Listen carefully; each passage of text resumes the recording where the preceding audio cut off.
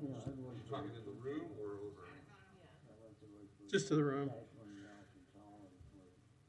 Just a second. Could I have everybody's attention? We're gonna have to wait about another 10 minutes for our board member to show up, so hang in there.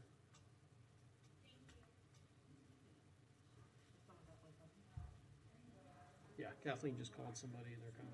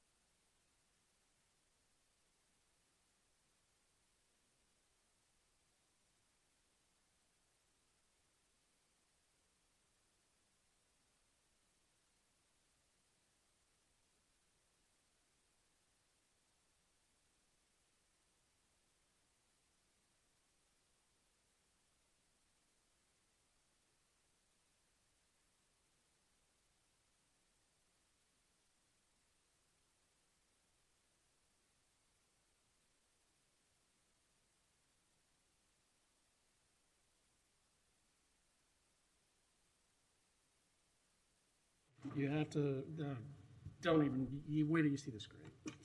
Let's go. Let's just go. All right, we're gonna call to order the Historic Preservation Board meeting for August 17th, 2021. First item up would be call to order. Roll call, I'm sorry. I'm calling to order, roll call. Kathleen? Hey. Or Jason's doing it, yeah.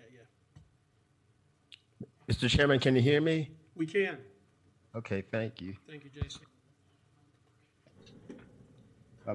Bill Warner, Here. Michelle Hazen, Here. Kyra Lucas, Present. Danielle Massey is out of town. Elizabeth Hausauer, I believe she's also out of town. Elizabeth Hawk, Here. Michael Hill, Present. Jay Reeves. Here. Mr. Chairman, you have a quorum. Thank you, Mr. Simmons. Next item up would be the adoption of the agenda. Move to adopt. We have a motion, is there a second? I'll second. Got a motion and a second, all those in favor? Aye. Opposed? Okay, next item up would be the announcement, Mr. Simmons.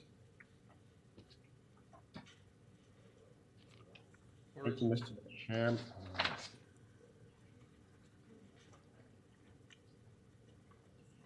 The announcement.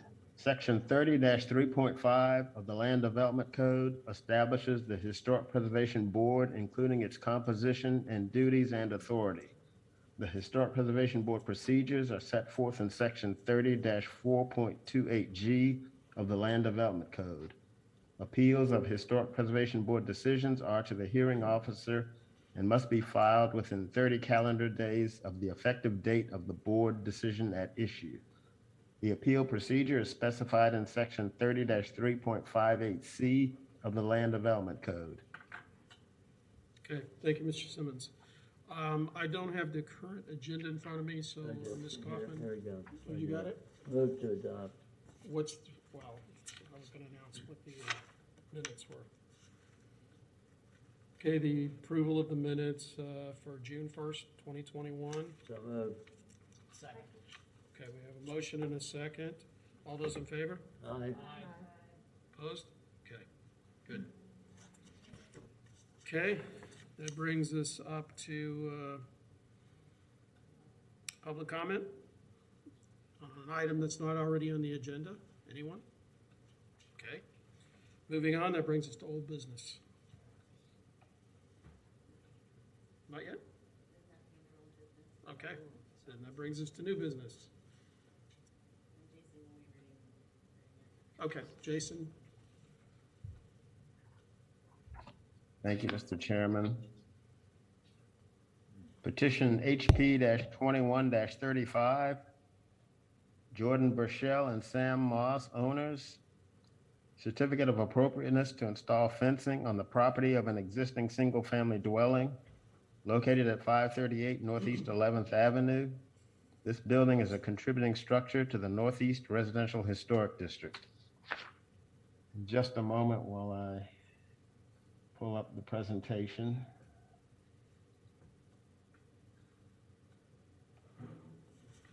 I'm going to share my screen.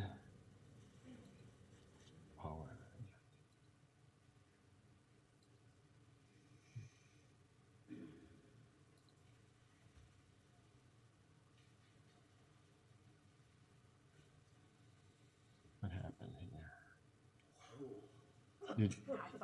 Are you? I guess you're seeing my screen. Yeah. Okay, it reduced. We're seeing your desktop.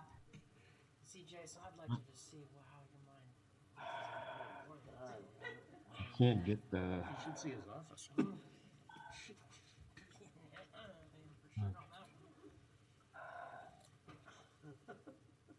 Here we go. There we go.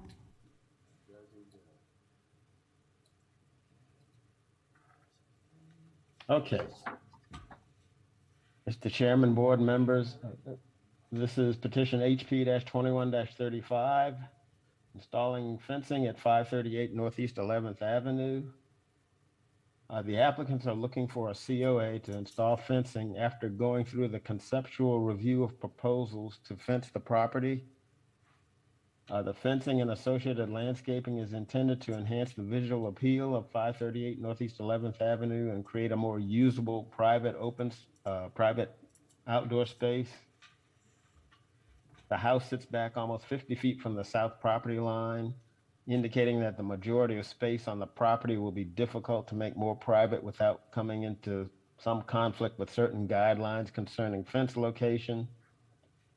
And this lot is highly visible from the street on 3 sides, while the existing backyard is relatively small. This is a map highlighting the subject property. It's zoned residential single family 3, and it's just under a ½ acre in land area. These are some of the pictures of the property. Existing structure is a 1-story concrete block ranch style house, has approximately 2,367 square feet of total floor area and 1,952 square feet of heated area on a 0.46 acre lot. The house was built in 1950, according to the property appraiser's office. It is a contributing structure to the Northeast Residential Historic District. The long side of the house runs parallel to Northeast 11th Avenue, and the property occupies the entire frontage of the north side of Northeast 11th Avenue from Northeast 5th Terrace to Northeast 6th Street. The front entry of the house is on the south elevation that faces Northeast 11th Avenue, which you can sort of see here.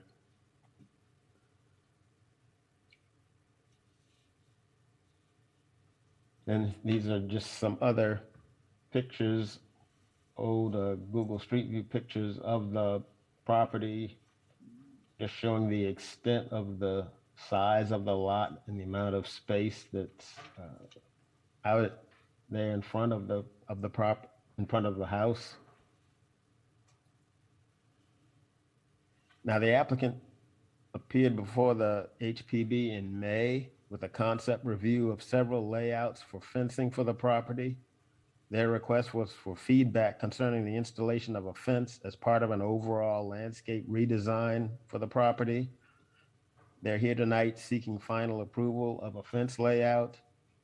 These are 2 of the examples that they showed at that May meeting. I picked these 2 because the general location of the proposed fence tonight is in the same general area as shown on the layouts, primarily on the east and south sides of the yard. Generally speaking, the patios would be paver material. The fences would be set back to allow for attractive and Florida-friendly plantings in front of them along sidewalks and streets in a fashion similar to homes immediately surrounding the property.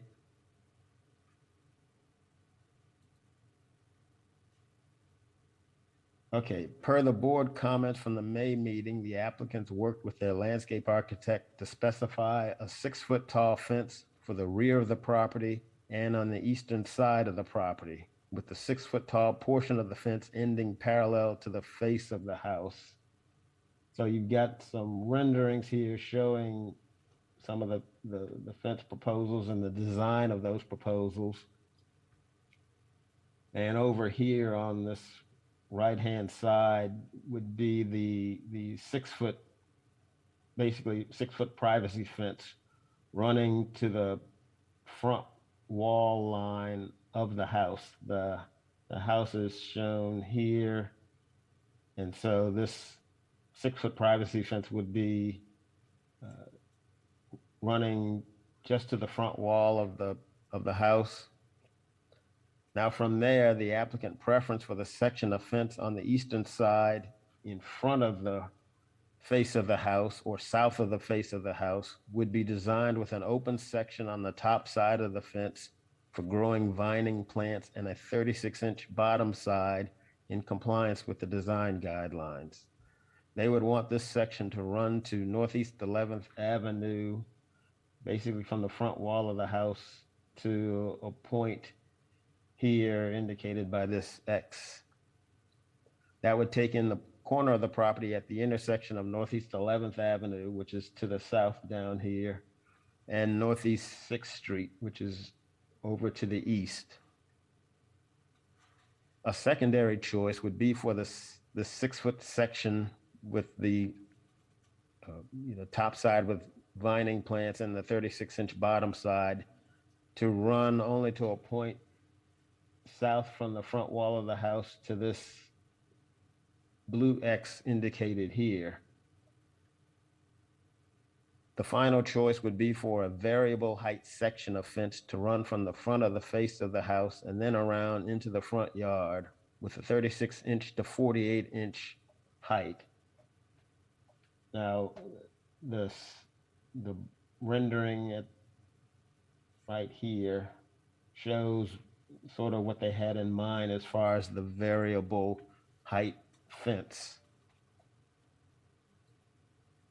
For the front yard, the area on the south side of the house, the applicants are proposing the 36 to 48-inch tall variable height fence according to the site plan in the style of the framed open hog wire. The other option is to have a 48-inch tall fence instead of the varying height fence. And the fence would be a framed open hog wire style. In accordance with the design guidelines, the plan incorporates vining plants to grow on the shorter portion of the fence. Finally, there's a proposed 36-inch wall located just in front and to the side of the front entrance. And then there would be a section of fencing at 48 inches tall that would be done in the style of the framed open hog wire that would run south towards Northeast 11th Avenue.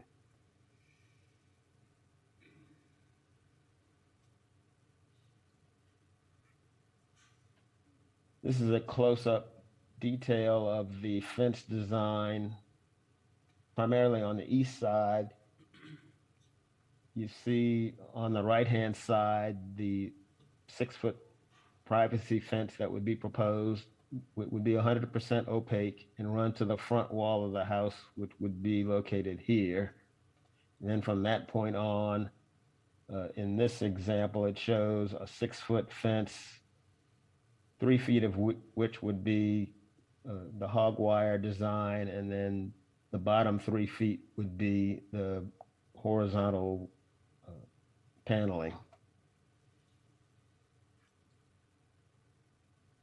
Now, these pictures are reference photos that the applicants provided, indicating where they get inspiration for the fence style that's being proposed. You see the hog wire fencing and some vertical oriented panels on these pictures.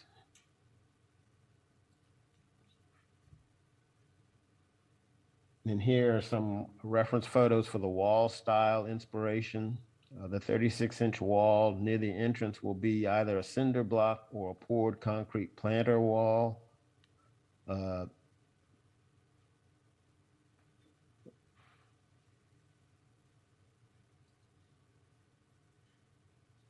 So in review, the applicants would like to utilize proposal A for as much of the eastern and southeastern side of the property as possible. This is the 6-foot fence proposal that would be designed with an open section on the top side of the fence for growing vining plants and the 36-inch bottom side. Now, the site plan indicates that a fence location would be set back 5 feet off of the back of the existing sidewalks along both Northeast 11th Avenue and Northeast 6th Street, providing some open space and some clearance for pedestrians. In addition, the sidewalk is approximately 10 feet off of the back of the curb along Northeast 11th Avenue and about 3 feet off the back of the curb along Northeast 6th Street. This property, as you know from the concept meeting is unusual because it has large, highly visible frontages on 3 sides, including 11th Avenue, 6th Street, and Northeast 5th Terrace. The preferred proposal of the applicants does provide 3 feet of a solid horizontal panel fence, while the top 3 feet would be more open with the proposed hog wire, providing screening and a measure of openness. And this is just another slide of the proposal. You see the top here would be that 6-foot fence section with 3 feet of hog wire and 3 feet of horizontal paneling. And then the proposal B would be the variable height proposal, 48-inch sections and 36-inch sections.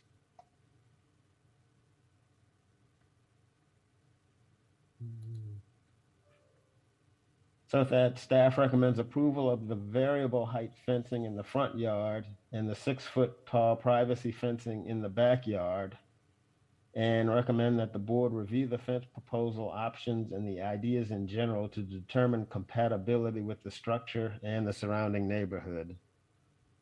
I'll be happy to try to answer any questions you have, and I'm not sure if, I believe the applicants may be in the audience. Yes, they are. Okay, thank you, Mr. Simmons. All right, did you as the applicants have anything you wanted to add to that, or? Yeah, we have a newer plan to show. I don't know if this thing works here with the director. Not sure. Technology, or you don't have to do that. Yeah, basically Mis- what we discussed. Go ahead Mr. Chairman, and can try you it. go to the mic? Check 1, 2. Yes, we tried to stay pretty closely to what we all discussed in May. Basically taking the 6-foot privacy fence only as far as the face of the house. And then the front portion, which is that hog wire fence, would be a uniform 48 inches tall. So in the kind of conceptual drawings we were working on with the designer, there's a variable height idea. We think it's kind of better to keep it at a consistent 48, and then have that terminate either, as Jason was saying, in that kind of intermediate portion with the open top, or just continue on depending on how you all feel about it, and connect with a gate to the 6-foot privacy fence, which kind of intersects again with the front of the house. So that's kind of the main thing that's up in the air as far as approval goes of the design. But beyond that, we don't really have anything to add. I mean, the materials and the design would be kind of what the reference photos showed, and is intended to stick closely to the overall design and feel of the house. Okay.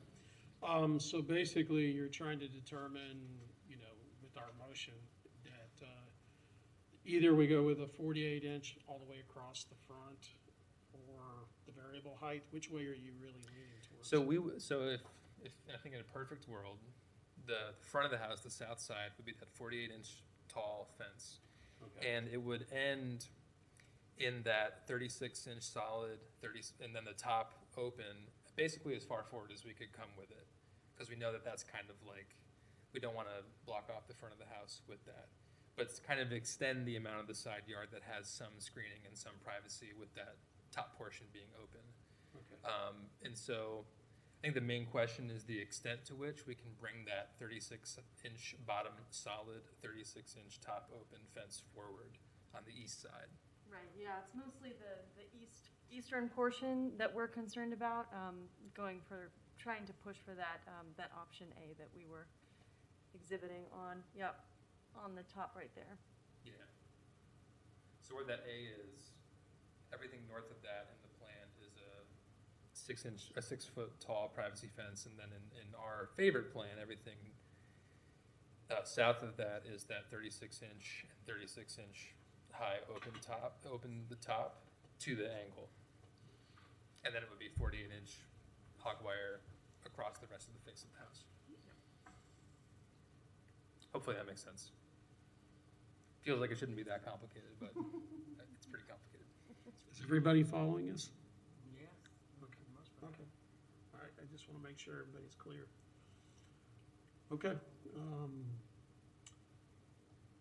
Board discussion?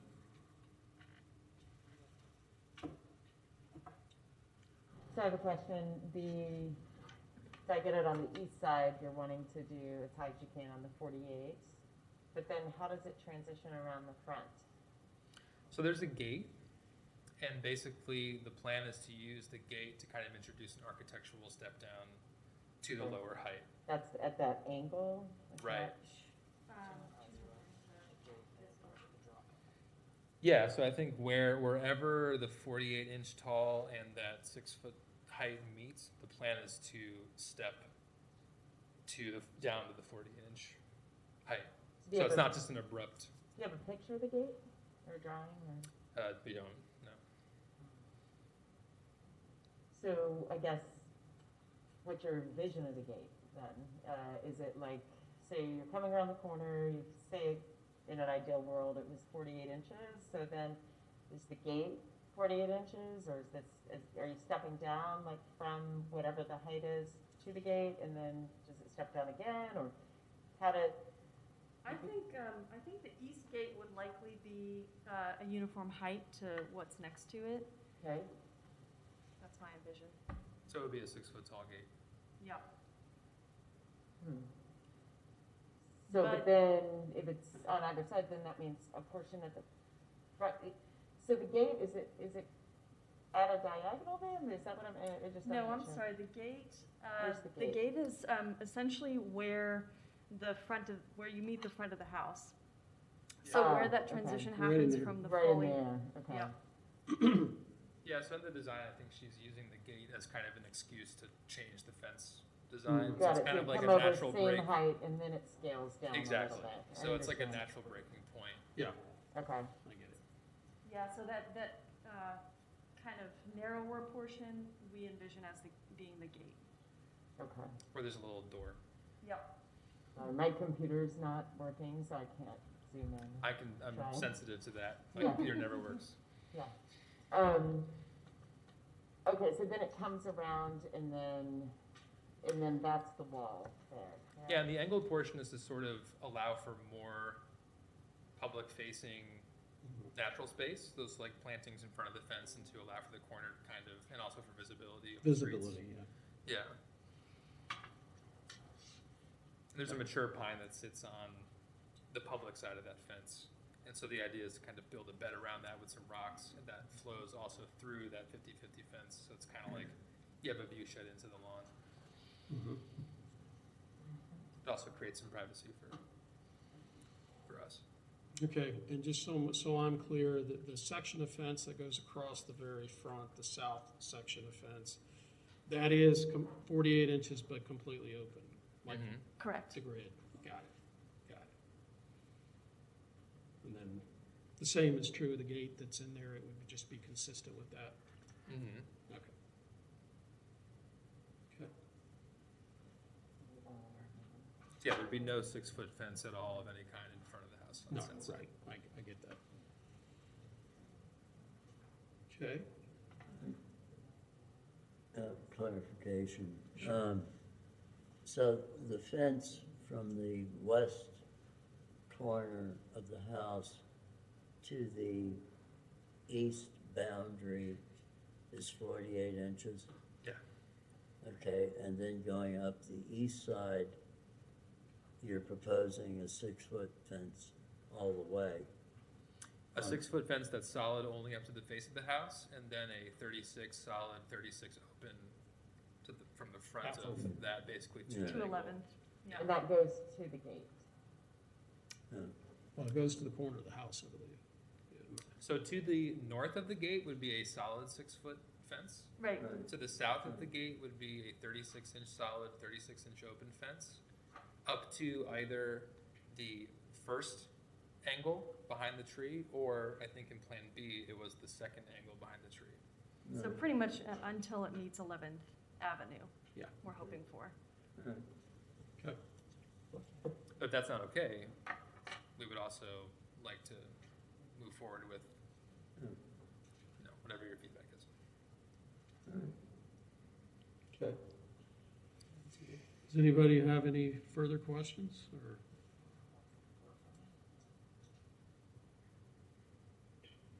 Okay, So the diagonal section, is that all open or is that? It's kind of up to y'all's feedback. So the diagonal portion at the southeast corner, we were hoping to either switch from that 50-50 6-foot at the northern corner, drop it down to the 48 open, or continue to the second diagonal, which actually is on 11th, with the 50-50 hug wire and then completely opaque on the bottom, if that makes So sense. essentially, if you'll allow it, make that diagonal portion the 36 solid, 36 open, 6-foot fence. Right. Yeah. And then as Seems soon as it gets to 11th, Figures. knock it back down to 48. Absent that, it would be the same type of fence as the front or south side. Which is all open with the wire. Right. Okay. All right. Any other board comment? All right, any public comment? Do we have anybody on the phone? No, we don't have the phone today. We don't have the phone today, okay. Yay. All right. Okay, All right, would somebody like to venture a motion? move to approve HP 21-35. I will second that motion. Okay, would you like to Plan- get specific? Plan A. Plan A? Well, that was, Yeah, where they have the two layouts. Okay, but as far as get specific about Yeah. which fences go where? well, that is Plan A. Okay. Uh, Okay.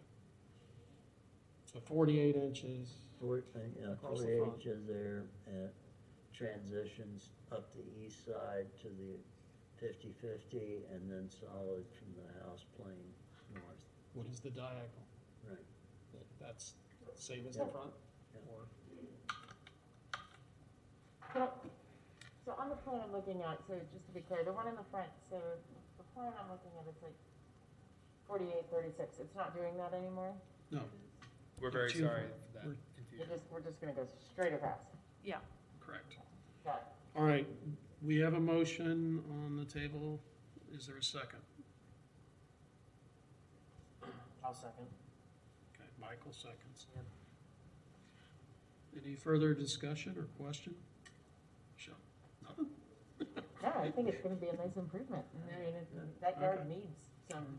So, yeah. That's what we think. Yeah.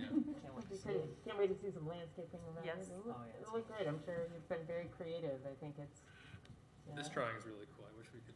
The, the only thing that I would comment on is that we probably need to somehow address this in the motion, that, you know, this is a little different from what's typically found in the neighborhood, and tie it to the architecture of the house. Yeah, I would add that it is unique to this particular unusual site situation. And era of the architecture as well. I mean, we don't have a Yeah. lot of mid-centuries and Yeah. just, you know. As Yeah. a post-war house, Yeah. as part of the uniqueness of this particular setting. Okay, Brittany, you hit. Yeah, I was just gonna add, if you have a drawing over there that you wanna show the board, we can have the overhead, pulled up. Oh, you can. Is that something that you wanted to show? Yeah, if it's possible. I mean, just to give a sense of how it integrates with the plantings and Yeah, We don't wanna take up Brian, too much was- time. are we able to get the overhead? Probably, Jason, you wanna stop sharing your screen? Okay. It's not even doing will all anything. fit on there, but Oh, it a second ago. Oh, there you go. There it is, yeah. future is now. Yeah, that's right. So, Yeah, so there's just, the plantings are kind of intended to carry through and intersect the fence. So to connect the sort of public side with the sidewalk with the yard and provide view sheds into the yard, so it's not this sort of like wall on either side. So, you know, where there is a 6-foot privacy fence, to integrate it well, and then obviously in the front where it's more open, to provide privacy for people in the back/side yard, but also allow people to see into the property to kind of maintain the walkability of the neighborhood and the look and feel of it. And so these are existing trees that are large pine trees.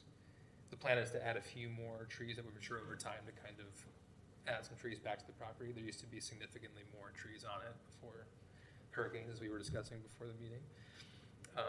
And yeah, so I think this is a really lovely drawing. It gives a sense of how things are going to kind of fall. There's some ideas in here that probably won't make it into the final product, but sort of like a vision board of what it could be one day. So yeah. Okay. All right, thank you.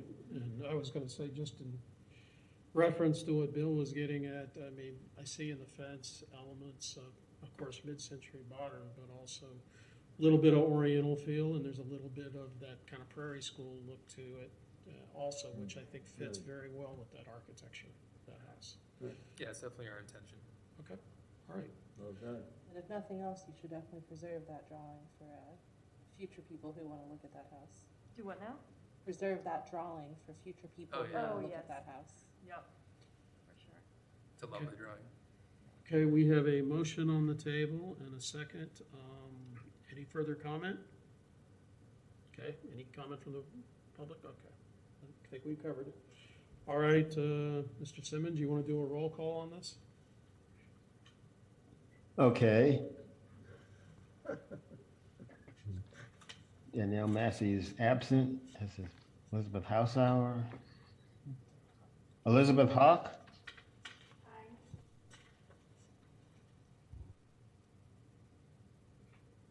Elizabeth Hawk? Aye. Michael Hill? Aye. Bill Warner? Aye. Michelle Hazen? Aye. Kyra Lucas? Aye. Jay Reeves? Aye. Motion passes. Okay, thank you, Mr. Simmons, and thank you Thanks for your guys. time. Good luck, guys. Thanks.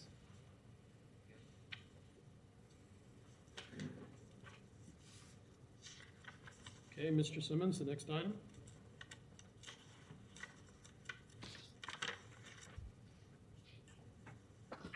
Okay, the next item is register number 210142, petition HP-21-60, James Witten, Witten Roofing Company, agent for David Harlos and Darcy McMahon, owners, certificate of appropriateness to re-roof an existing single-family dwelling with a metal roof located at 618 Northeast 9th Avenue. This building is a contributing structure to the Northeast Residential Historic District. In just a moment, while I pull up the presentation.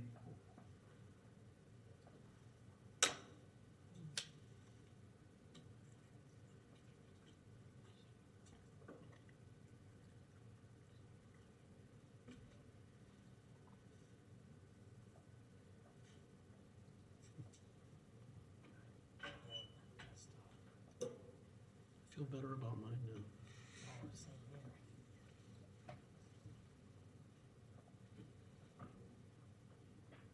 Okay, Mr. Chairman, this is a re-roof proposal for a property that came before you back in June of this year.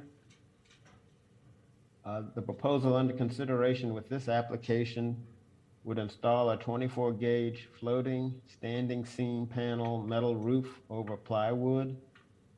The proposed roofing is galvalume in color and is manufactured by Tri-County Metals.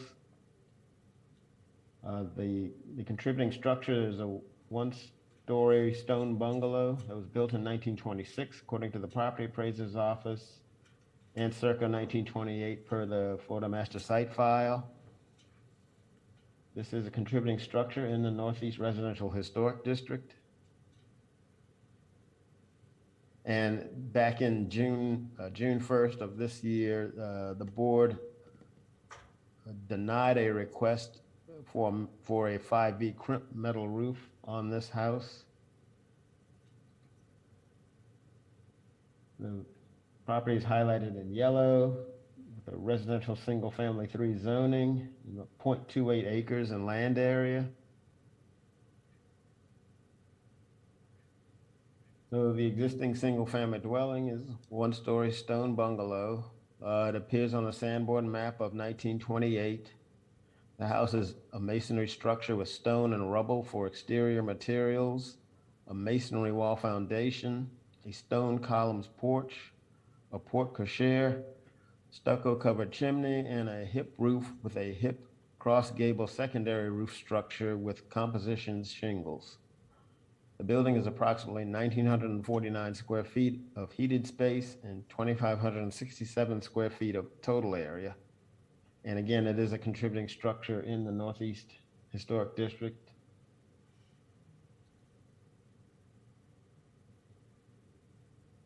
The principal structure has a hip roof that is somewhat screened from the street because of the amount of trees in the front yard, such that it is not easy to see the full surface of the roof from the right-of-way. The installation of a metal roof on this structure will have very little visual impact on the surrounding neighborhood. The proposed metal roofing is compatible with the surrounding neighborhood. This is just a little bit of product information from Tri-County Metals. That's the TCM lock standing seam panels that are proposed at 24 gauge. I circled the proposed panels for this project.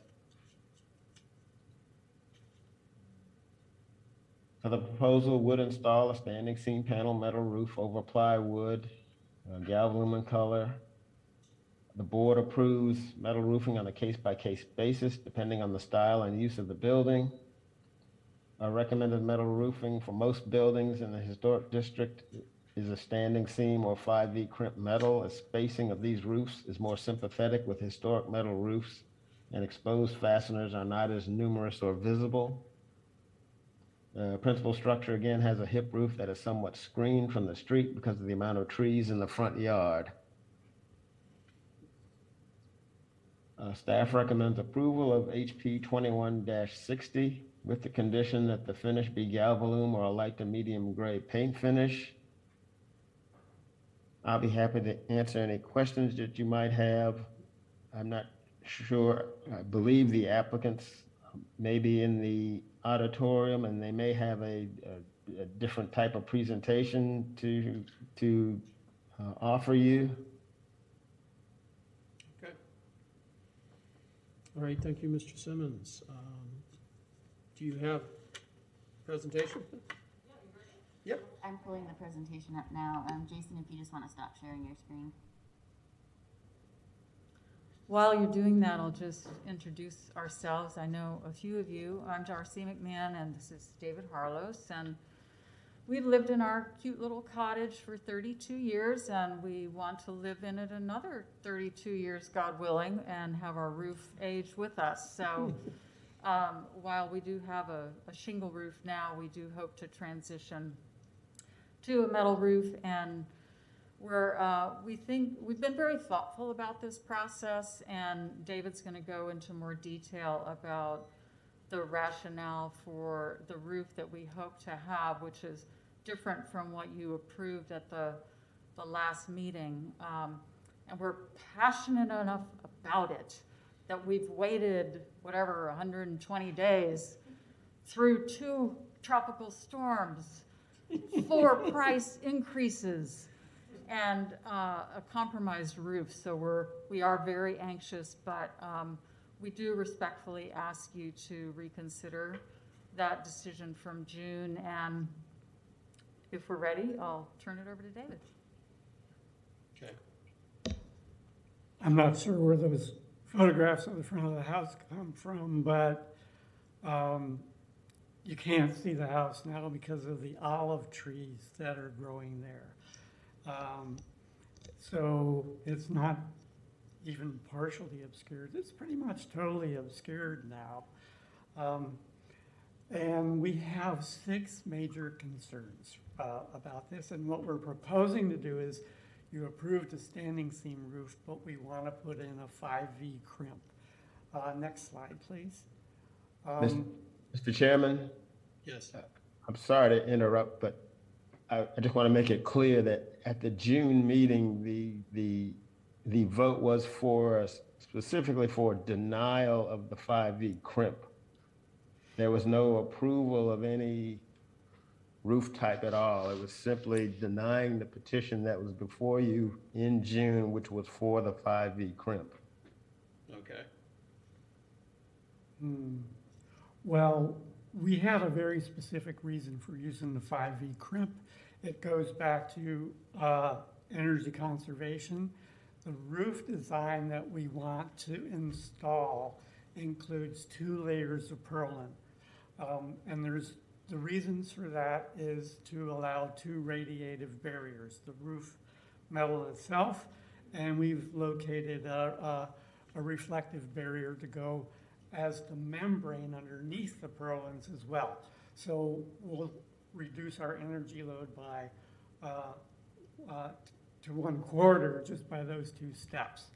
And we need 2 layers of purlins to allow airflow under the roof as well. And James Whitten has devised a way to lay the 2nd layer of purlins diagonally. The roof will be open at the top and bottom, and we'll get airflow under that roof, so we'll get additional cooling by the convective airflow under the roof. So we expect to get a pretty significant drop in our energy bills from that, which is congruent with the city's plan for climate change and reduction of energy consumption. We have, under the old part of the house, isonine foam, which is not a radiant barrier. And we still have a really hot attic where our air conditioner resides. And we'd like to cool that with these 2 radiative barriers in the current design. Now, we can't do a standing seam roof because of the spacing requirements for the fasteners. Essentially, the purlins would just about cover the whole roof space, and it would be pointless to do that. But with the 5V spacing on fastener requirements from the manufacturer, we can get a wide enough spacing to allow that airflow under the roof surface. And so that's the reason why we want to go to the 5V roof. Next slide, please. To get the airflow and to get the radiative barrier from the radiant membrane and from the radiant roof. That'll also increase the lifetime of the roof because the airflow will cool the roof during those times when condensation forms under the roof. That's one of the major ways that these roofs die is from water. So we think we've got a really nice plan here for energy efficient, longer lived roof that we can be carried out dead under from. As needed. Next slide, please. We tore off part of the edge of the roof already so that I could insulate the stone walls. They actually, as it turns out, function as a thermal flywheel running in the wrong direction. And the inside walls of that house go up to 100 degrees on the inside of the building in the summer when the sun is beating down on that. I removed the roofing over the wall, poured in perlite, and now I've got no more than 3 to 4 degrees difference between interior walls and exterior walls. And I've already seen a 10 to 12% drop in my energy bill from that. So we're hoping to get another big drop in energy consumption by this new roof plan. And we go out and check quite regularly after each downpour to make sure we're not getting water inside the building. Next slide, please. We don't want to go to asphalt shingles. They haven't lived as long as they were supposed to. They're highly flammable. They're dangerous in house fires. They actually heat up the house. And they're a short-lived building material. We have a friend who used to do solar installations from Germany, and we were talking about roofs once, and he said, my God, we don't allow these things, not even on a pigsty in Germany, because they're interested in long-lived buildings over there. And shingles are an asphalt product. So there's more in terms of sustainability in going away from the shingle roof. Next slide, please. And the only difference is the fastening method. And if we were forced to go to a standing seam roof, there's an additional $10,000 in cost to do this same design. And that's all goes back to the fastener requirements. So to do the standing seam, well, we're not going to do that because it's another $10,000 on top of an already expensive roof. Next slide, please.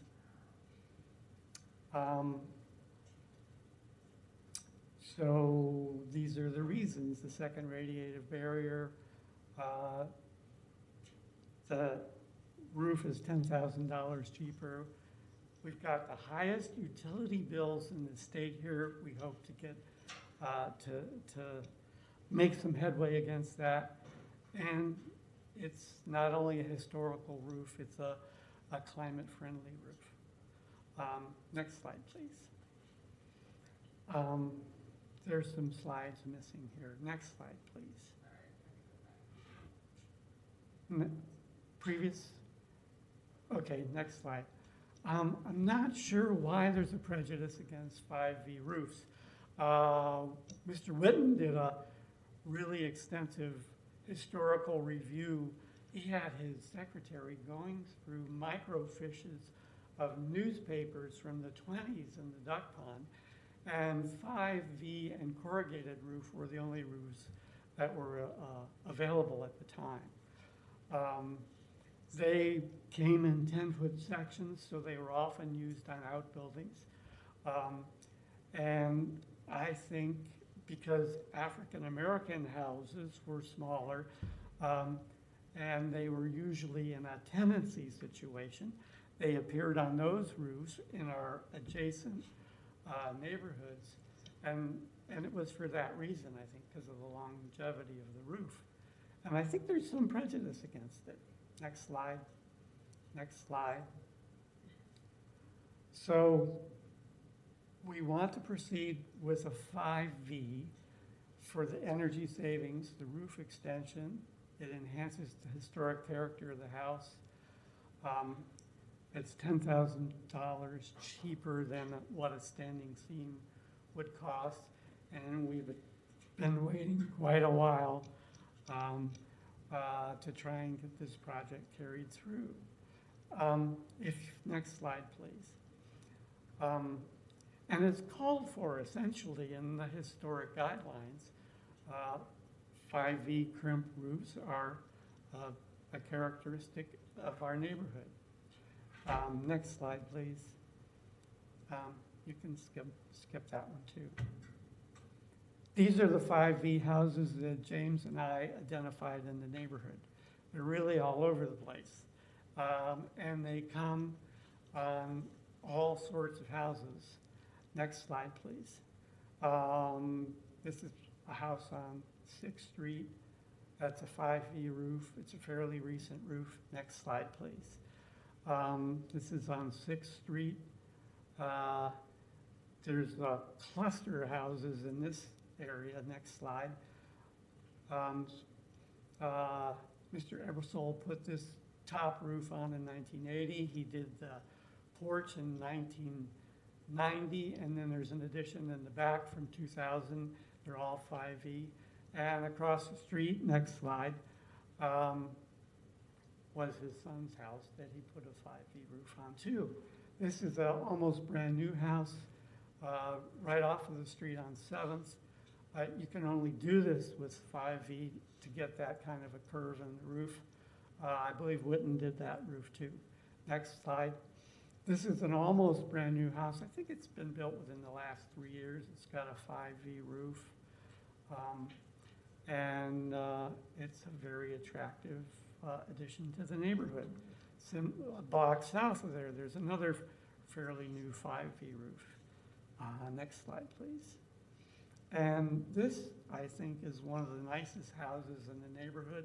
It's a really great restoration and a garage addition it's out on 4th Street. It's right down the block from you, Jay. Fifth Street. It's a really, really beautiful house. So as you can see, 5V is in the neighborhood. It's in the guidelines, and it really makes sense for us for a new roof and our energy conservation project. So we are appealing to you to approve a 5V roof on our nearly invisible, vegetatively shielded duck pond house, so that we can weather the next storm. Any questions for us? Okay. Comments from the board?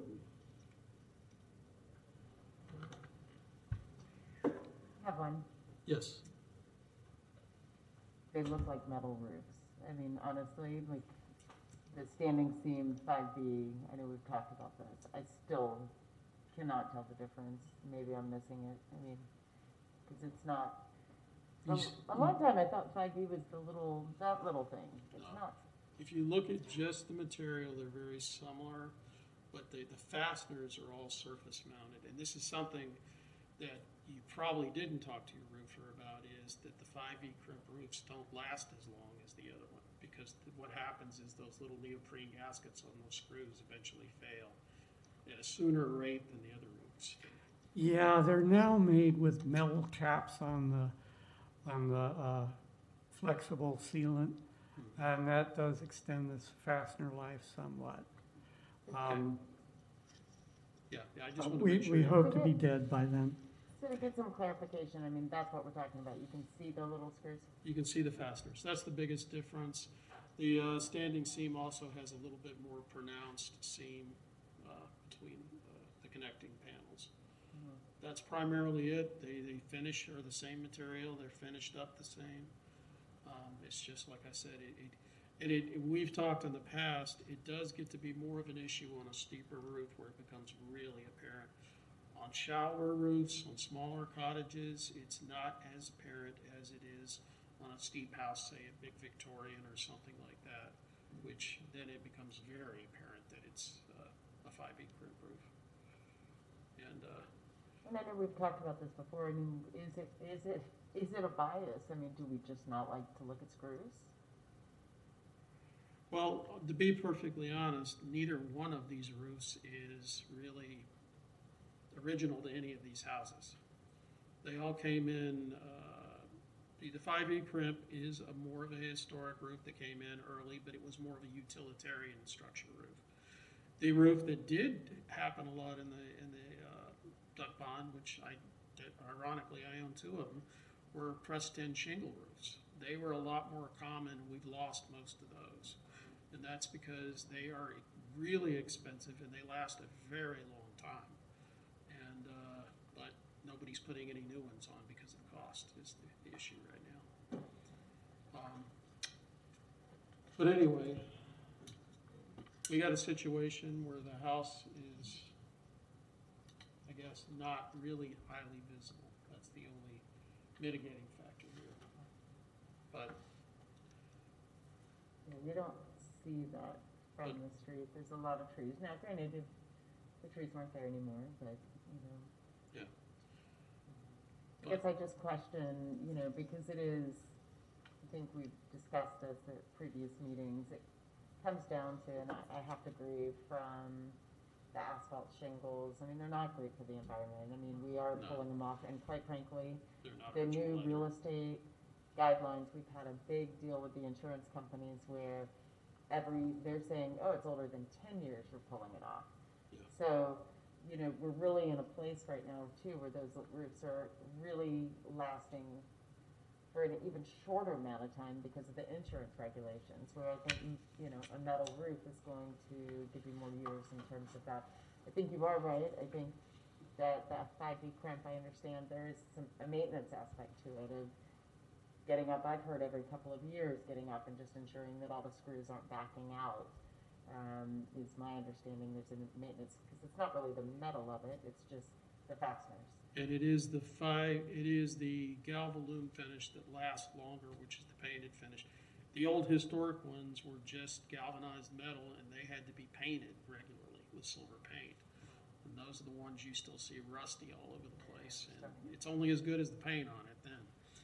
But I was going to say, the other issue that is, it's a little off the path here, but the other issue we are running into currently, and I am one of those people that's running into it also, is insurance companies, even with metal roofs, are saying if it's not replaced every 25 years, they'll drop you. So, It's really cracking down on the roofs quite a bit, and yeah, even the metal roof. even So the metal just roofs. make you aware of that.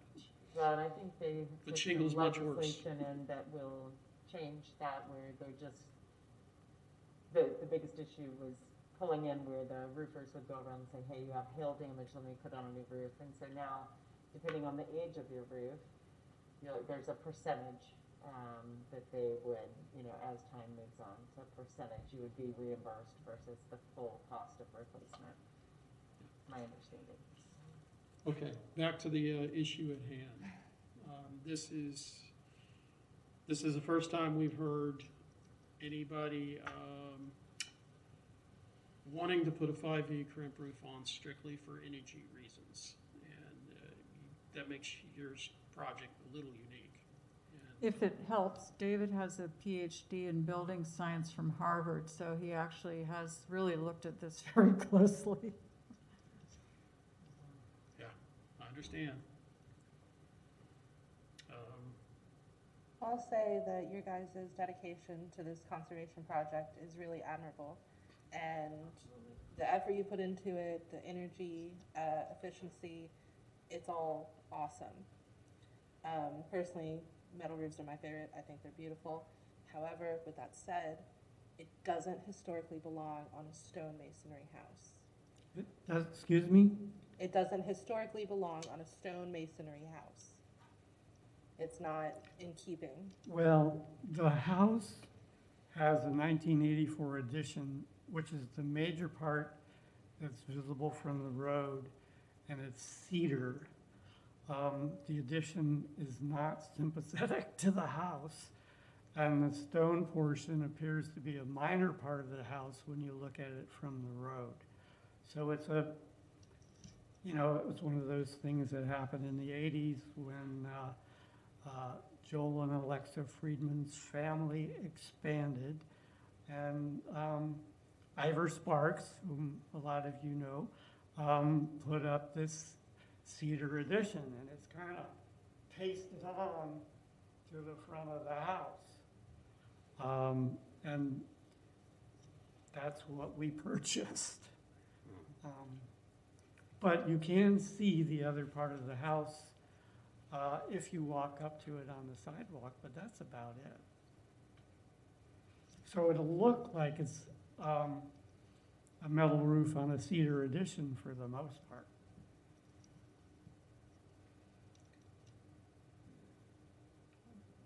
okay. It is unique in that you can't really see it, so. You know, it's interesting, the conversation, right? Because, you know, we're doing it for energy conservation and costs, which we think is the right thing for us and for our community. And we're trying to make it historic, you know, and the 5V is the most energy efficient roof we can do. It's also more historic than what am I trying to say? Am I saying the right thing? Than the standing seam, which is not at all historic. And so, I mean, I find the 5V roofs rather charming when I walk around the neighborhood, and as you saw on the map, and those are the only ones that we happen to find and document. So you know, in from my point of view, it does look more historic than a standing seam, and it also gains us more ideal energy efficiency. I guess my personal take on this is that a lot of the roofs that we would see typically in historic homes, whether that be the shake roofs or the, like your roof, the metal tech, you know, I just think in a few years we're going to be looking at very different materials, you know, and I think as a board we should be open to that. The main thing, roofs protect the structure, Right. and that's what we're really trying to do here, is to protect these structures over a long period of time. And metal definitely does that more efficiently than shingles will do it. And so I think the case, I mean, we've been brought this again and again, and I think, you know, Mr. Whitten made a very good case. I mean, I'm sold on the idea that I can't tell the difference. And to me, what we're trying to do is protect and preserve the structures.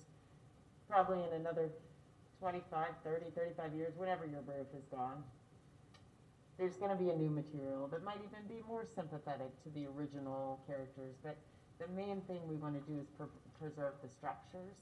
And there's nothing more with Florida and all of its rain that will do that than a nice, good, solid roof. So that's my take. Well, as everyone here knows, I'm not a fan of the 5E crimp in the Northeast Historic District. However, I think we had two factors at play in this particular application that set it apart from the others that have come before us. One, the method of placement that you're proposing, which is different than simply stripping off a roof and applying 5E crimp, or just simply laying it over an existing roof. A lot more thought has gone into this than any of the previous applications. The other is that we have a lesser visibility situation here. I don't think it's, I don't think that's the strongest case for it. I think your energy conservation methodology here is what helps make this a unique application in terms of those that have come before us. Personally, I'm, as I said at the beginning, not a fan of 5E crimp in the neighborhood. However, the insurance companies being what they are, 20 years is 20 years to an underwriter. They don't care what it is. So, I mean, we've heard that from a number of different insurance providers in our community. That's the reality of the situation.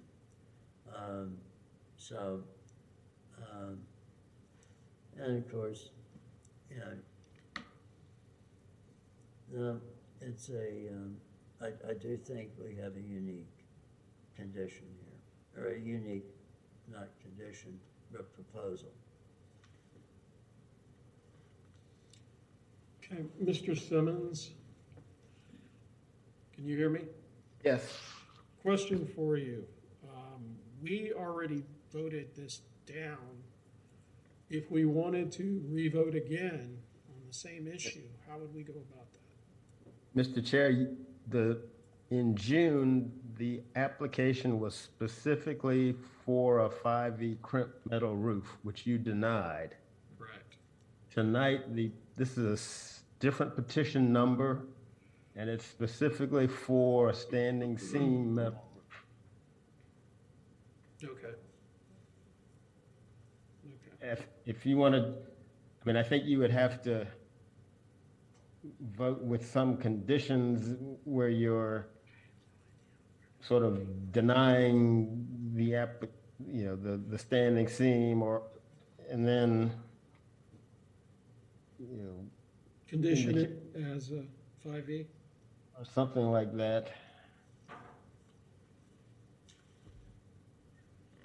Okay, Does that sound reasonable?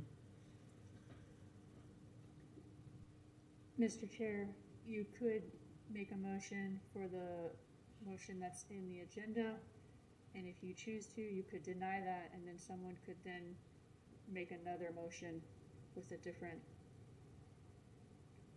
thing to vote on for the, Okay. for the 5B. Okay, so there is a mechanism to do this. okay. All right, and with that in mind. Well, let's Yeah, finish up okay. with commentary. Anybody else have any comments along this line before we get into motions? I'm going to agree with Member Hazen about roof longevity. I know in my time on the board, we've had a lot of properties, especially in like historically black neighborhoods, where roofs have been compromised and it's rained in homes for 10, 15 years, and then you're left with nothing but tearing the house down. I also appreciate your PowerPoint. I like it when people come with information that was well done, and you can't really see the roof. I think doing it case by case sometimes is hard because it feels like we're not fair, but I think in this case 5B is fine for what you're doing. So, and I appreciate you just loving and taking care of your property. Okay. I have made it very clear on this board that I am very against metal roofs in this particular historic district.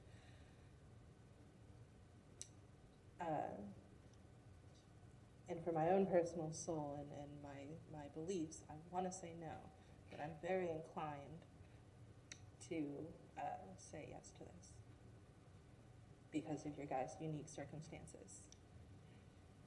Okay. Thank you. Thank you. Okay, do we have any public comment? Okay, hearing none.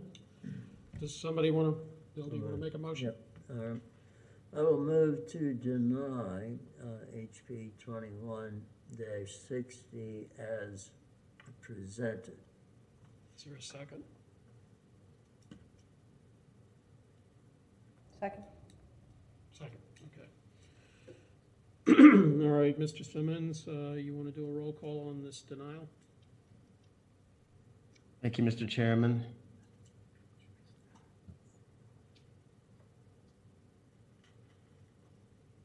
Elizabeth Hawk, Aye. Michael Hill, Abstain.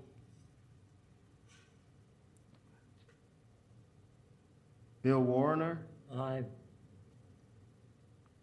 Michelle Hazen, Aye. Kyra Lucas, Aye. Jay Reeves. Aye. Motion passes 5-0 to deny the standing seam as proposed. Okay. Could I have a new motion? I move to approve HP 21-60 as it has been presented this evening, especially including the energy conservation detailing described as a unique condition. Second. Okay. All right, Mr. Simmons, would you like to do a roll call for this motion? Mr. Chairman. Excuse me, I need public comment. Any public comment on this? Okay. Mr. Simmons. Mr. Chairman, so the motion is to what? To approve 5V or to? Yes. Yes.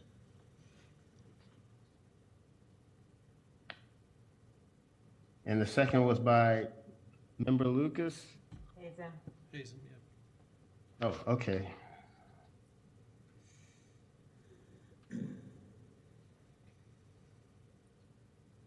Okay, the roll call vote. Elizabeth Hawk, Aye. Michael Hill, Aye. Bill Warner, Aye. Michelle Hazen, Aye. Kyra Lucas, Aye. Jay Reeves, Aye. Motion passes. Thank you, Mr. Simmons. Thank you very much, you guys. Thank you, Appreciate it. guys. Good luck.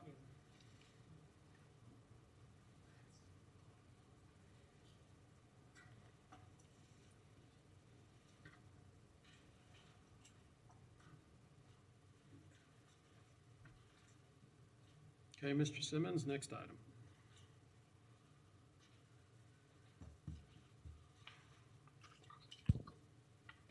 And next,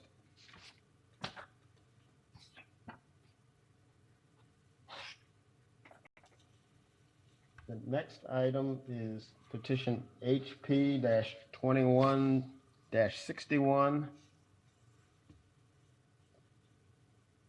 Michael Walker and Christina Kessler, owners. Certificate of appropriateness for the installation of fencing made of a non-traditional material within a highly visible side and rear yard of a single-family dwelling located at 636 Northeast 7th Street. This building is a contributing structure to the Northeast Residential Historic District. In just a moment as I pull up the presentation.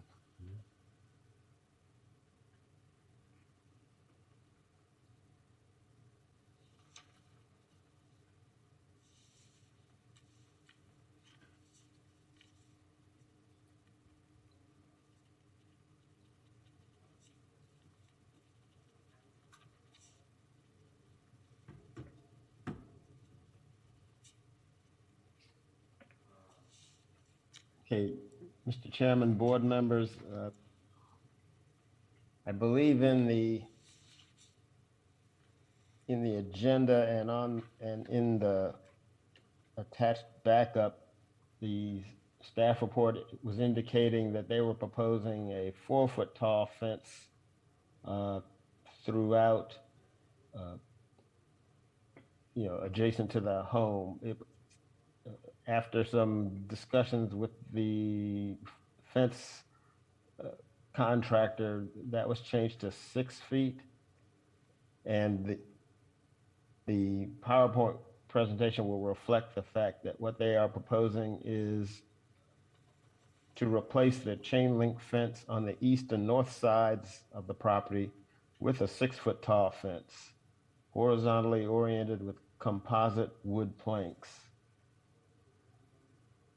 The applicant is seeking the approval of a 6-foot tall Trex fence. We've seen Trex, at least I have, in terms of like new decks or decking material for homes. But I believe this is the first COA that's actually proposed using Trex material for the fence.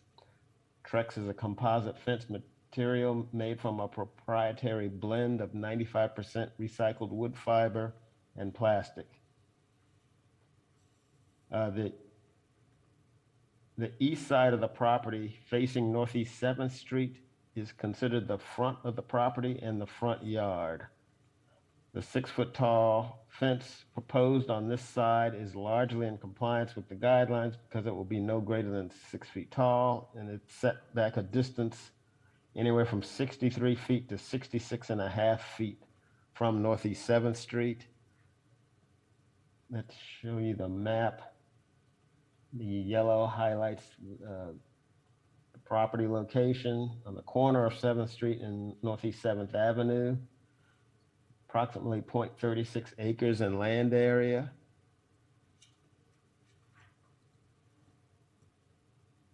Now, this property has been before the board a few years ago, not too long ago, with some renovation work that's evident in the pictures.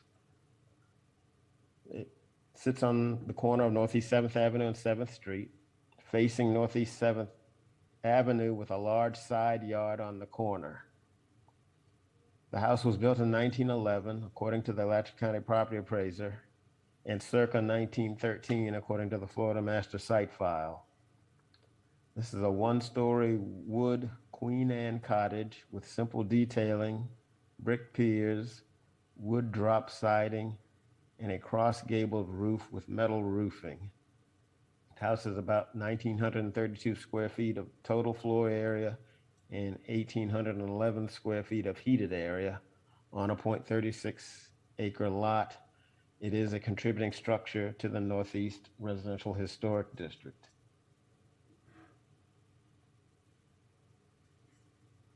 So again, these are just some of the pictures of the house. Now in these pictures, went back one, the little red stripes in each picture are indicative of the proposed location for the fencing. So now this is on this picture on the left is a view of the north elevation that faces Northeast 11th Avenue, but this is considered the side yard, and this proposed fencing would replace the chain link fencing that you see sort of behind here at the edge of this corner of the house here. And then on the picture on the right-hand side, you see the proposed fence coming from this corner, coming from this corner right here. And this is the east elevation that actually faces Northeast 7th Street. And this side on the right here is considered the front of the property. Then we have some more pictures.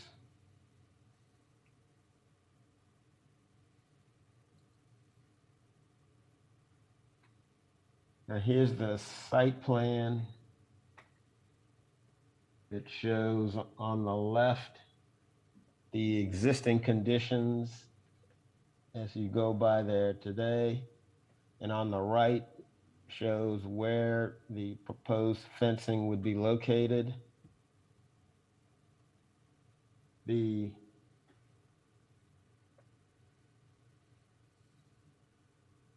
As you see here on the right-hand side, the existing chain link fence on the north side of the property is located here currently. It would be shifted 11 feet closer towards Northeast 7th Avenue to be located here, and then you'd have a 5-foot section here to connect back to the house.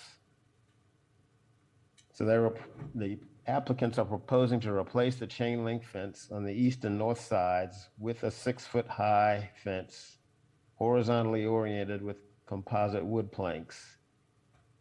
The fencing, as just shown, would be shifted approximately 11 feet north from where the existing chain link fence is located towards Northeast 7th Avenue to allow the enclosure of the back door within the fenced backyard. That would be the door located here where you see the steps here. And so by moving the fence up and bringing this in here, that back door fence would now be enclosed, within the fenced backyard. The back door is the white door on the north elevation that faces west. The fence line will extend 5 feet into the front yard and beyond the front wall of the house. The applicants indicate that there will not be more than 50 feet of visible fence line from the street. The proposed fence will be a Trex Horizon horizontal fence, which is a composite wood fence, and the color proposed is called Saddle.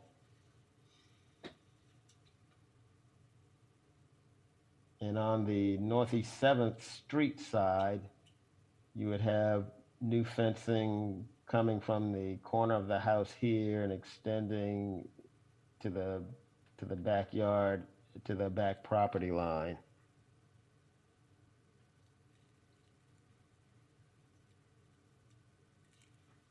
So here's some pictures of the proposed fencing. The Trex fencing is a composite fence, again, made from a proprietary blend of 95% recycled wood fiber and plastic. It is marketed as a fence that has the natural beauty and strength of a wood fence and the low maintenance virtues of a vinyl or PVC fence.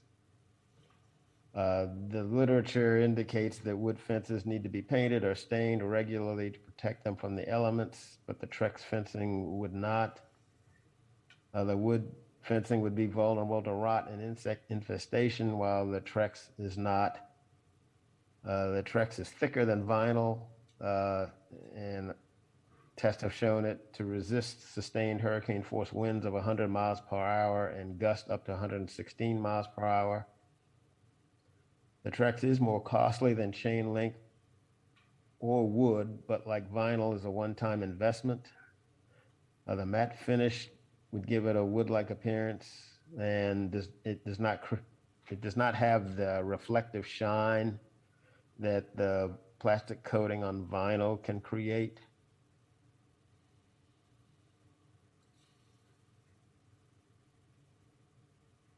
So in review, the fence will be no greater than 6 feet tall and set back a distance from 63 feet to 66.5 feet from Northeast 7th Street.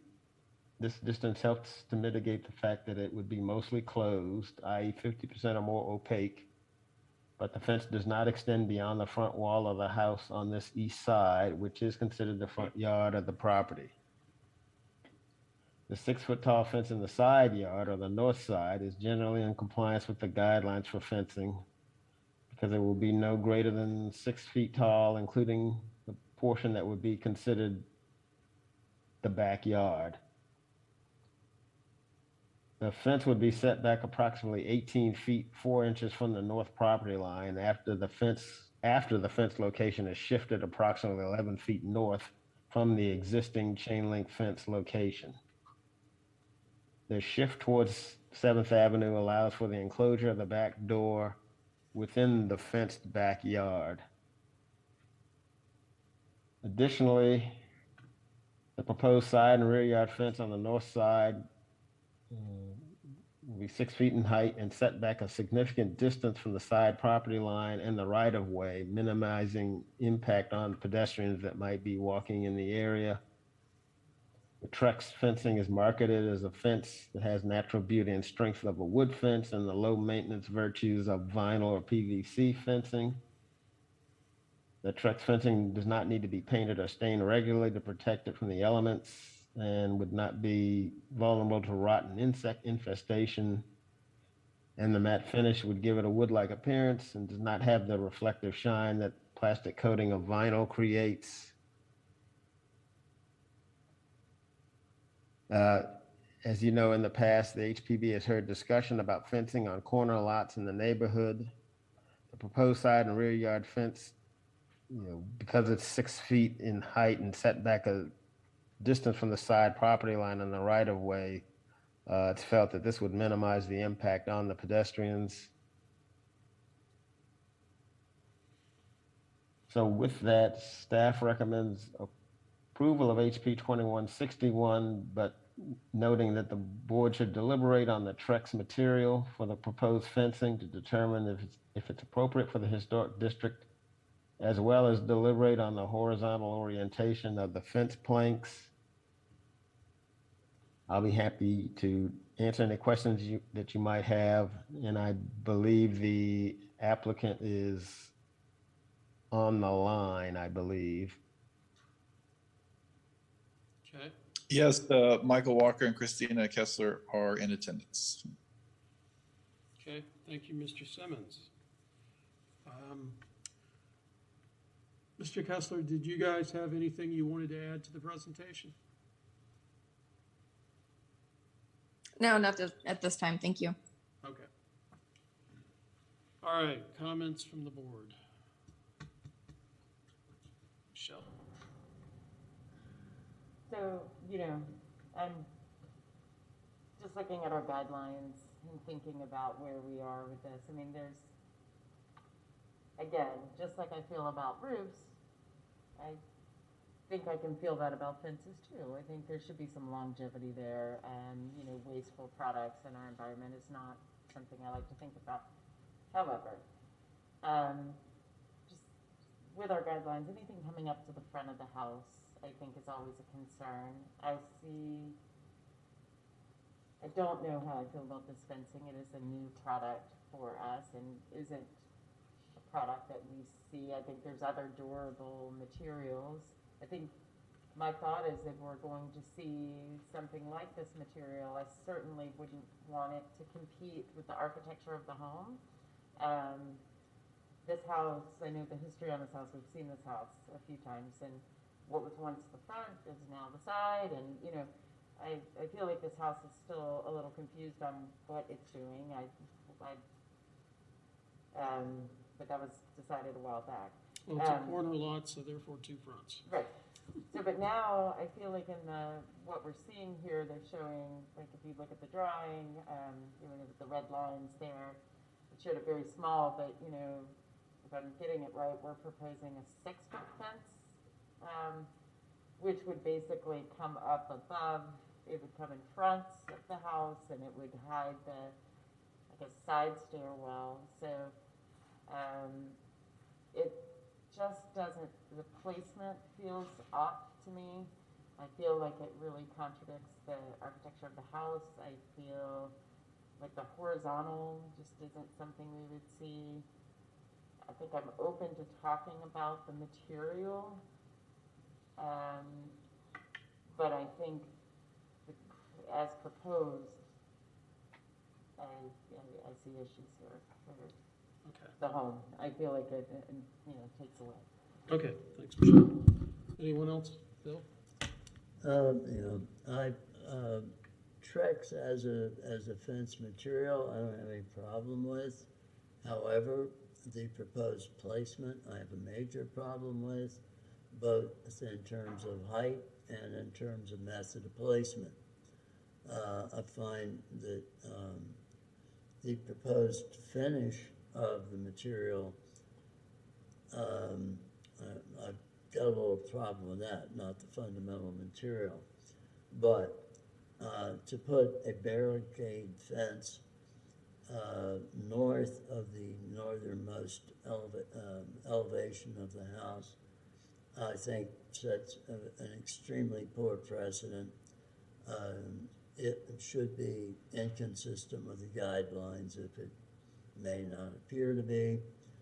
A 6-foot high fence should be no more northerly than the northwest corner of the main part of the house, and no farther east than that southeast corner where the dimension line is. That western line and southern line in that area would be fine for a 6-foot fence. However, the placement of the material should be vertical, and to have the kind of raw wood look that's proposed is out of character with the existing structure as well. So I would not approve of the proposal. Okay. Do you have any other comments?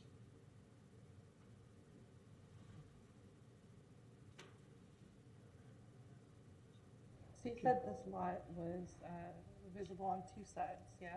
Yes. On the north and the East. Yeah, you got 7th Avenue and 7th Yeah. Street. Yeah, it's way too tall with a non-opaque fence whatsoever. I think the other thing to think about, I mean, it's a good sized lot. It is a good size lot. There's a lot of land. I'm just not even sure, maybe the applicants can elaborate.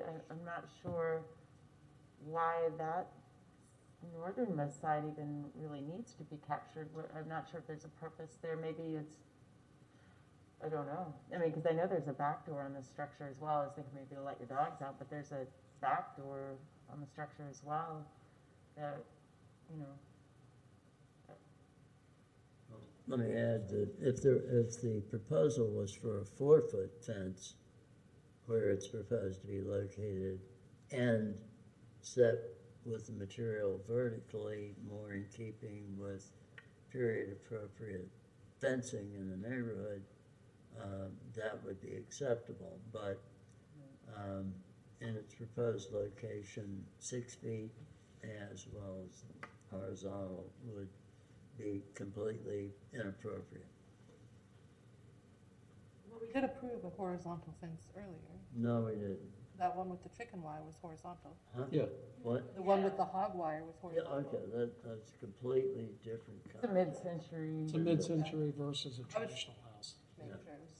Yeah, totally different situation. All right. I mean, I think it would be really interesting to hear, because obviously the applicants want a fence, and, you know, I hate to just deny their fence, and it would be nice to know what the goal is of the fence. We just want to make sure we all have a chance to speak first. Sure. Okay. Elizabeth, did you have anything to add, or? Okay. My only comments is that the 6 feet where it comes in front of the house, that is something we try to avoid unless there's a very good reason to do that. And the other thing is the horizontal board look to it makes it look very contemporary and just doesn't seem to fit that neighborhood as far as or the house architecture itself. And the other thing as to Trex, not that removed from vinyl or plastic is my comment, but it is not on the house, so it's something that probably needs to be debated. Yeah, I think what's interesting though is it's gonna be there a long time. I mean, so, this is an important decision. The woodwinds, if we make a mistake, it's probably gonna fall down in 10 years. This could be here for 50. Depends if the posts are made of. Yeah, sure. If they're pressure treated, it's gonna fall down. It's probably, I don't know if it's made out of Trex. I don't know about these Trex I fences. don't think they have Trex posts or Trex structural members. That's the issue. That is a very good point, though. Yeah. Okay. Any other comment then? All right, let's speak with the owners. We've got some questions for you and want to hear your side of things. Yes, sir, we're here. Go ahead. Michelle, you want to ask your question again about the placement? Yeah, I guess I'm just trying to understand what the goal is, because obviously, we want you to have a fence. I mean, it's nice to have a fence. I think there's, not sure what your thoughts on it. Obviously, you've heard what we've had to say. I mean, the concern is that it's not keeping with the architecture and it's a little off. So I guess trying to understand if there's a way that, what the goal is, what the end goal is to get the fence in front of the house. And I mean, are you open to going, do you have any comment on any of that? Yeah, it's when I first kind of got a quote, and again, my wife is here as well.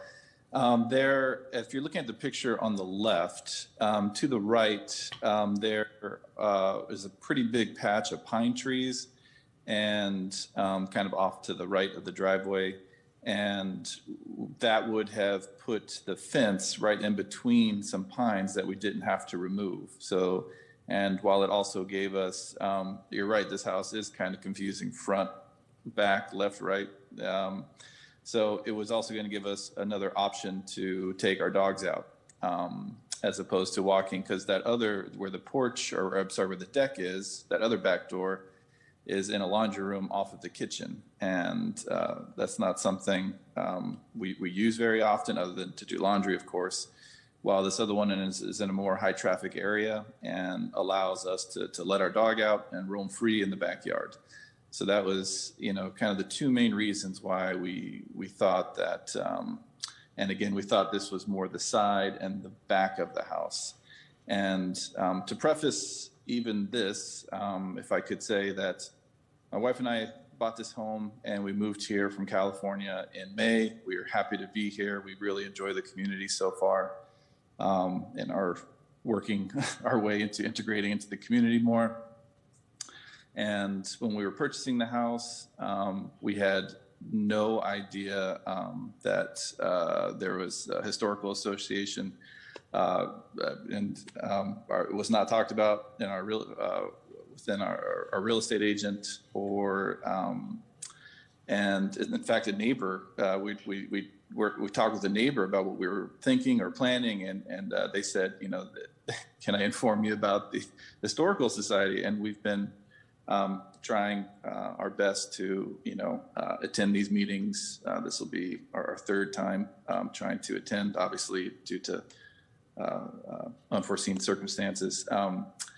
In any case, that's a long answer to that's kind of where that kind of came from initially. So,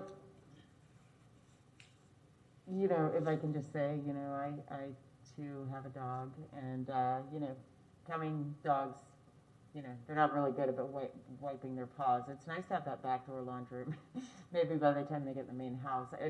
Because I know that this tends to be, I just ultimately, unless, and I have to agree with Bill on this, that, if it was a more architecturally appropriate fence that was lower and was more open, I don't know what kind of dog you have, but I know we just approved one on the boulevard recently where she had no yard in the back, and so really wanted to come around the front of the house, and she ended up, I think, she wanted to go much higher because she was worried her dogs were going to jump out, or, but ultimately, I think we went a little bit lower with that, and I think that was was that a metal? Metal fence, yeah. Metal fence.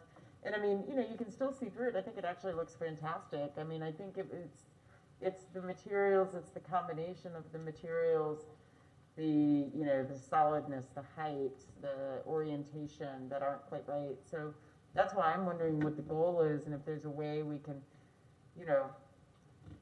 find a way for you to not wait on your fence. Obviously, you've been here for a while, and you probably like to let your dog out in a fenced yard, I'm guessing. Because I think all of us, are we open It is to? fenced in now. What's that? It is fenced in now. I thought the fence was gone. The chain link I think it's gone. is already gone. I guess let me ask that question, is the fence gone? I didn't remember. Yeah, they just removed the chain link a couple of weeks ago, and we had the entire backyard recently landscaped to what we moved into was not really pet friendly, so we've invested heavily in that as well. Yeah, and I saw that. That's why I'm just thinking, you probably want to get a fence up sooner than later. I'd hate to see this, completely denied. I think can we take this one step at a time, as a board? Are we open to trucks if it wasn't visible from the road? I think is a first. This is the first time we've seen a truck. I don't think there's anything inherently problematic about the use of Trex material. It's how it's placed, its appearance, its finish, color. There's more to it than just being Trex.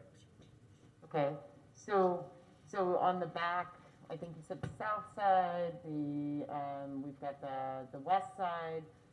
So if that fence it sounds like we've approved 6-foot fences, tall, maybe if it was a different orientation, vertical. They gave a good example in their attachments there. There was a fence that sort of has more of a barricade, not barricade, what am I looking for? Anyway, that, it had a nice look to it. Is that something we would consider on the south and the west walls? Well, the fencing should be consistent through, the whole fencing should be consistent. Well, just like we approved on the mid-century there just earlier, I think, there's ways to sort of they could step back or bring forward, right? Is that, if it was set back more from the building, is that something? Oh, in terms of, you're talking about placement? Well, placement, it should be, if you want a 6-foot fence, it should be south of the northmost face of the structure. Right, and a little bit I've seen some Should fences, be it off. should be a little off, right? The proposed placement for a 6-foot fence is totally inappropriate. So, an appropriate placement would be sort of to the south of where the side entry porch is, maybe by, a foot off the end of the house there? Yeah, a foot south and running to the west line for a Mhm. 6-foot fence. They wanted to put a 4-foot fence of a more appropriate character where they're proposing it. That would be something completely different. Okay, What about coming off the corner right beside the steps coming down? So you're reducing the forward. I'm saying that what's the northwesternmost corner of the house, right there. from there running west. Right, but the problem is you missed the door then. Well, it's- But if there's you a want a back- there is a 6-foot back. fence, that would be the place to put it. If you're going for a 4-foot fence, Right. the proposed location I would see what be you're saying. more consistent with what we have approved. And I think too, even the placement on the easternmost fence, I mean, you know, it's grabbing a big part of the house. I'd have to look at the facade again on that house, but I mean, I feel like really on that side too, we're blocking the architecture of the house. I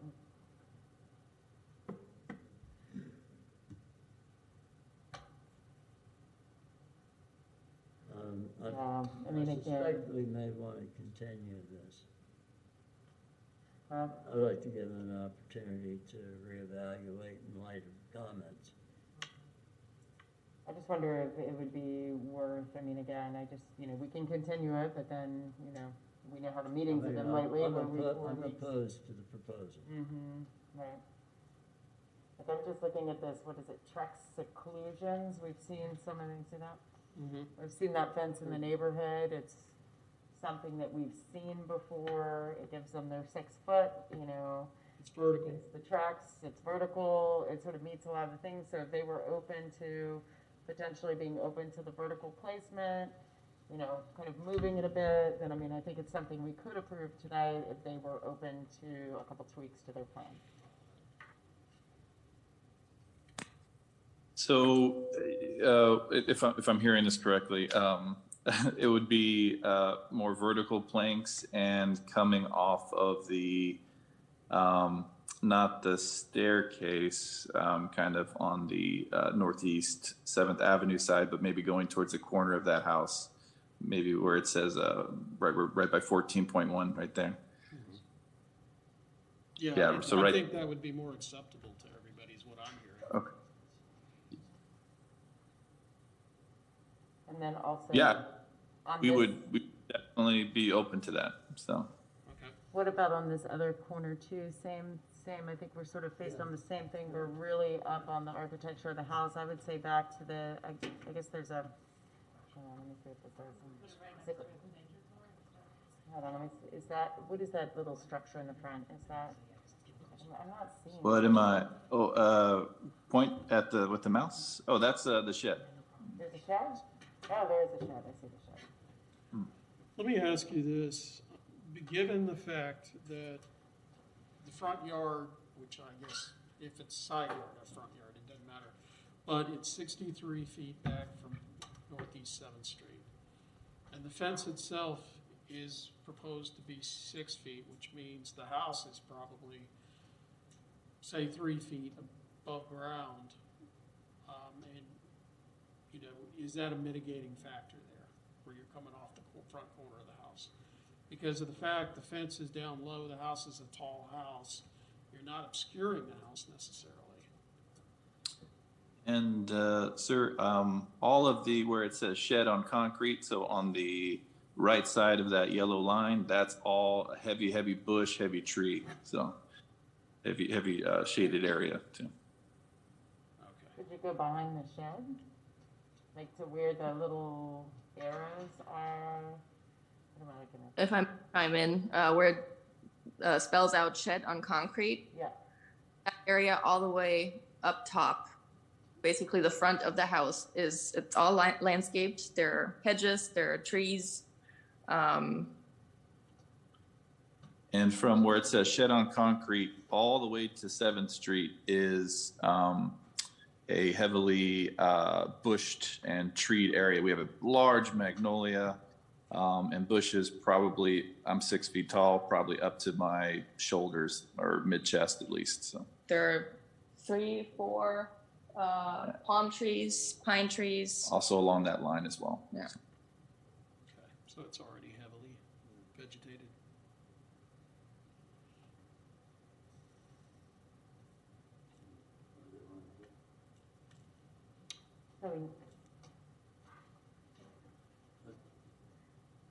So could that fence, though, it couldn't just be brought out from the side further back on the south side?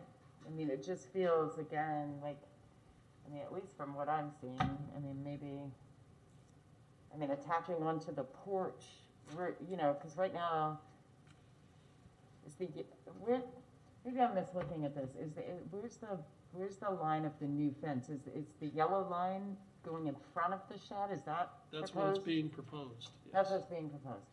Okay. That's the current, that was the existing fence line. That's where chain link fencing was. Yeah. And that's where we put up the new fencing as well. And So the fence in that area does not change. So are you saying there's no way to bring that fence to the west? To potentially have the shed on the outside of the fence? I mean, I would be fine with that. I mean, anywhere where you're not obstructing, it's just you're going from, and I mean, granted, you're going from chain link. Thank you very much for doing something different. But but it is a 6-foot fence versus a chain link, which you can see sort of right through. I mean, so now we're talking about a real solid block. So I feel like if it's going to be, you know, something that's more competing with the architecture of the house, then it should be a little more set back. And so just sort of anywhere that's not matching up, because it looks like that line is matching up to the front of what's now the enclosed porch, correct? Am I reading that correctly?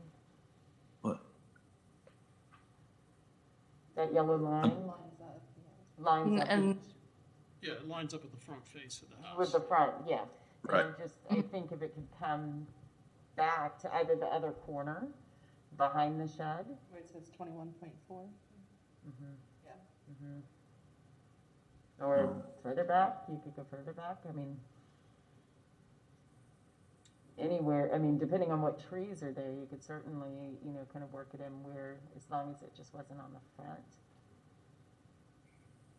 There's if there's a picture of the property that kind of shows the vegetation, it's, I mean, you would maybe see, I don't know how much of, so let me see, so kind of on that bottom photo, what you're talking about is back in there, yeah, so back to the left of the structure, so, and the vegetation is growing even a little bit more, but I think we're hoping to keep that. I mean, and we're more than willing to meet you more than halfway on the other side of the house. Then we're just kind of following the same fence line. And I know it's a different fencing material, but I think I speak for both of us. In our opinion, I don't think there's that much fence that would show with all the vegetation. There's also bushes that are pretty tall as well, kind of detached from the side of the property.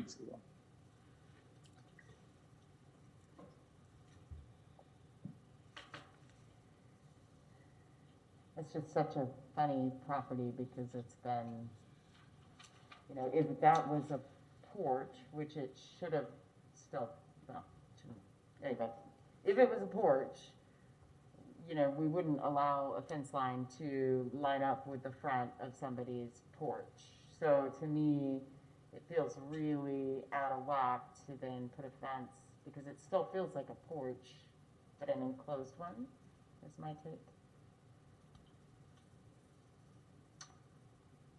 I mean, we can, it's open to continuation, or, you know, I don't know, you know. Well, we don't have an acceptable proposal before us. So I think, you know, we either deny or continue.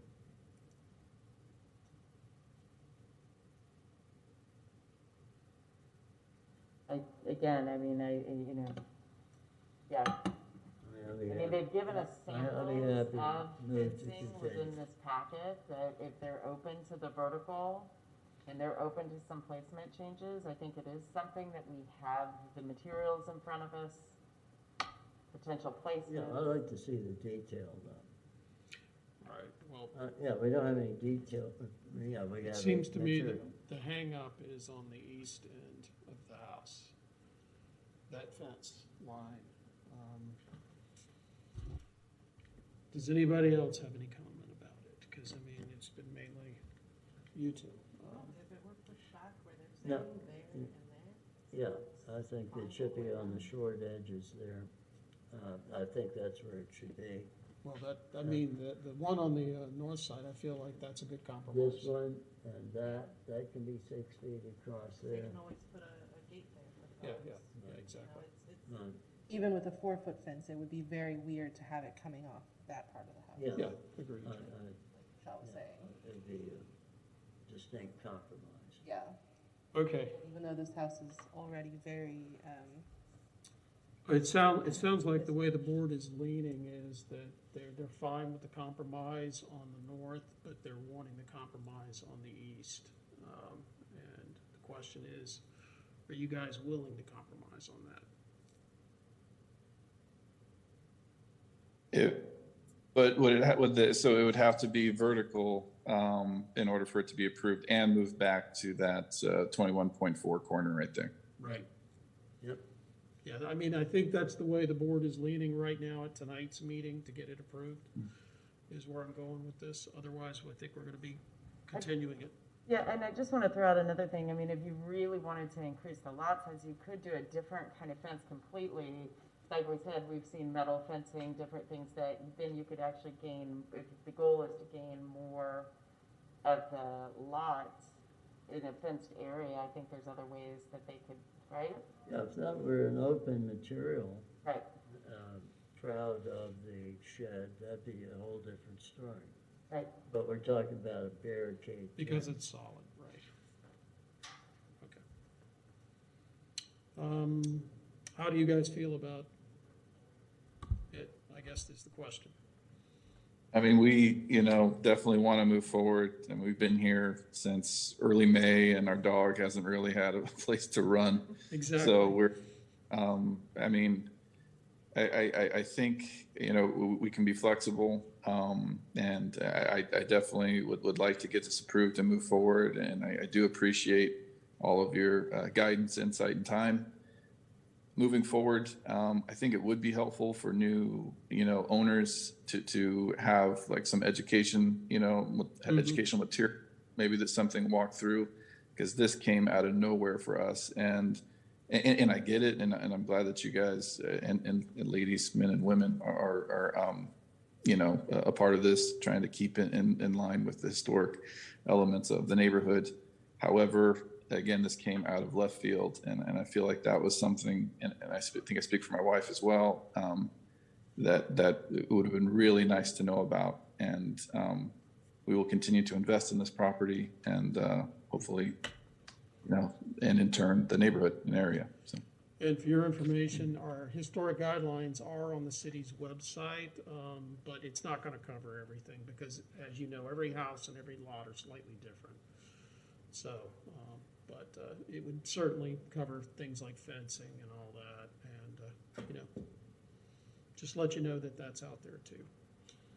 Okay, I think we've got a compromise they're willing to accept. Is somebody ready to make a motion? Okay. Well, let me ask you, ask first, is there any public comment? Sure. I'm a fence contractor myself, and I've experienced with the Trex fence. And the Trex fence is a nice, elegant addition to the way that the world is going into.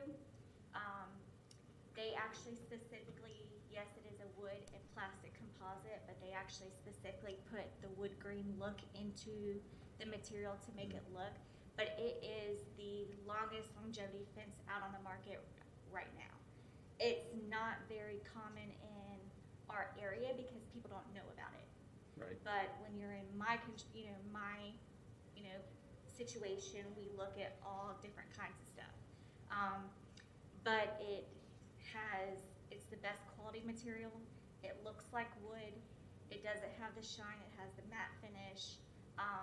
If you're looking for something that's low maintenance and that's gonna last forever, it will outlive us. That's what it's gonna do. It does come in 4, 6, 8 foot, sometimes even 12, 10 foot.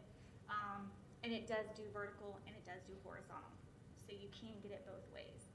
But it's a great fence. We were actually, considering doing it for other people in the historic, area, but we've gone to other avenues. But these are not my customers, but, I have the experience with the Trex fence, and that's just my input on it. I have a question actually, because I know it's a great product, I'm familiar with it, and I know one of the things has been the cost of it has been so expensive, but I'm guessing with the cost of wood right now, Trex is actually are they becoming more comparable? It's very comparison to cypress, which is another type of material that lasts a long time. But as far as cost goes, but yeah, because of the rising in lumber prices, people started, looking elsewhere to figure out what is the better quality for your buck. Obviously, pine wood is not that. So yes, that's exactly why people are going that avenue. And a previous question I brought up is, are we still talking about a pressure-treated post, though? No, the entire thing is made of the composite. They have a Trex The posts, the post. rails, the pickets, everything. That's my question. The entire thing. None of it is pine. Okay. But so do all fencing contractors have access to this, or is it just a certain segment? I know you said you're a fencing contractor. No, any fence contractor has access to it. Yeah. It, It's just something that's new. Yep, Yeah. it's just about whether or not who knows about it and who doesn't. Right. What are the fasteners? It's a screw of mostly like a stainless steel type of screw that screws into. Are those screws visible in any way? Well, it goes in, and then they have these little plastic inserts that kind of go over it to hide the screws. So so the fasteners are essentially supposed to be invisible. Interesting. Okay. So it's supposed to be all smooth finish. Yeah. Okay. Does the material fade at all when exposed to sunlight long term? Is there a noticeable change in color or no? Okay, no, not really. At least I haven't experienced anything like that. All right, thank you. Mr. Chairman, can I get the name of the speaker? Yes, could you leave your name for the minutes? Jessica Henshaw with Tri-County Fence Masters. All right, Thank you. All right, are we ready to make a motion then? A compromise motion? One more question. Yes. Bill brought this up earlier and we never discussed it. Where did we land on color for the fence? They're suggesting saddle, light wood color. I want to clarify one thing too for these owners. You can think about color for a minute, but I actually looked up this listing of when it was being marketed, and it was not listed as a designated historic home. I know that that's something that we looked at in adding and making sure that people did have an awareness around historic homes, and would have to look at the seller's disclosure as well, but that is something that there are protections where it should have been listed as a designated historic home and also disclosed in the seller's disclosure. That's a So that fault. didn't happen. That's a fault at the real estate. Right. Okay. All right, are we ready to make a motion? Somebody? Color? Well, the color, I think could be dealt with the same way you do any fence material. You could say a wood tone, because we really don't regulate color. Yeah. We don't regulate color of materials. That's true. Yep. Okay. Hey. All right, I will move to approve HP 21-61 with the provisions. Start again. HP 21-61, move to approve with the conditions that the Trex board be placed vertically and not in a board-on-board fashion, but with a minimal interval between the board. And from the most northwest corner of the house, westerly to the property line, and from the southeasternmost corner of the house to the south property line, to a height of 6 feet. Can you also clarify with the track six, it looks like they have a product that is vertical? I don't think we need to get into that. Okay. All right, we have a motion. Is there a second? Second. Okay. Anything else now? Chairman, was that Kyra Lucas? That was Kyra, yes. Thank you. Okay, we have a motion and a second. Mr. Simmons, you want to go ahead and do roll call? Thank you, Mr. Chairman. Michael Hill?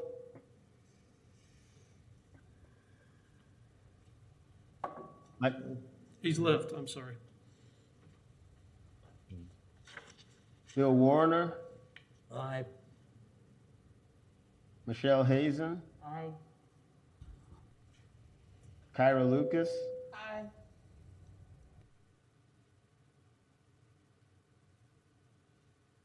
Jay Reeves? Aye. I'm missing some. Elizabeth Hawk? Aye. Okay, motion passes. Okay. All right, you have your motion and accepted. Good luck with the fence.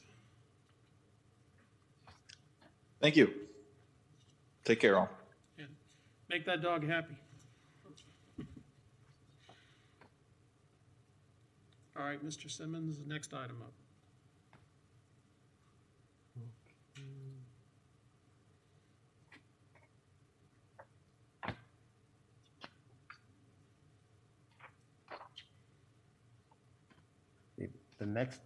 The next petition on the agenda is petition HP-21-62. Brad and India Weinberg, owners. Certificate of appropriateness to install fencing. Now, I'm going to read the agenda as originally presented. Certificate of appropriateness to install fencing made of a non-traditional material around the sides and rear of an existing single-family dwelling located at 538 Northeast 7th Avenue. This building is a contributing structure to the Northeast Residential Historic District.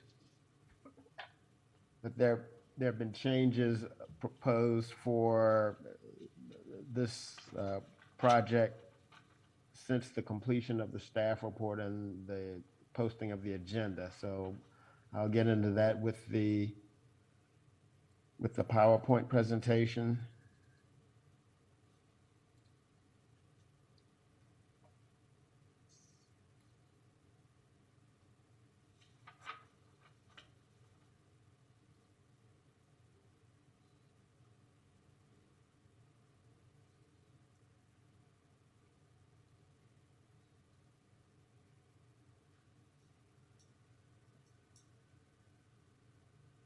Okay, this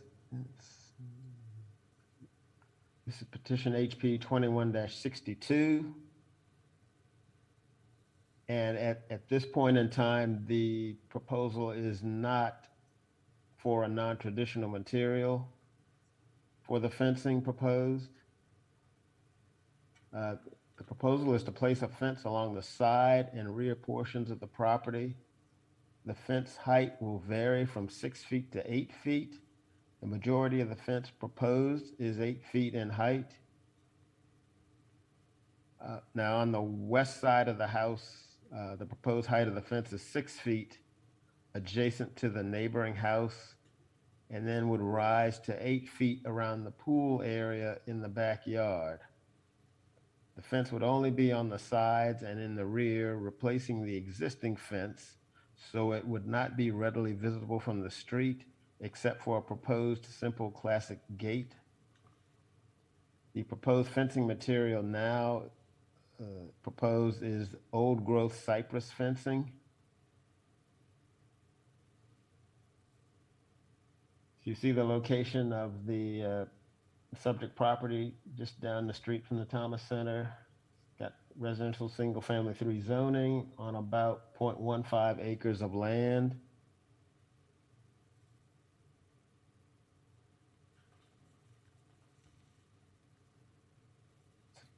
So the applicants are proposing to install a 5-foot wide section of fencing that would be 6 feet tall from the western front wall of the house to the western property line, including a 6-foot tall single gate.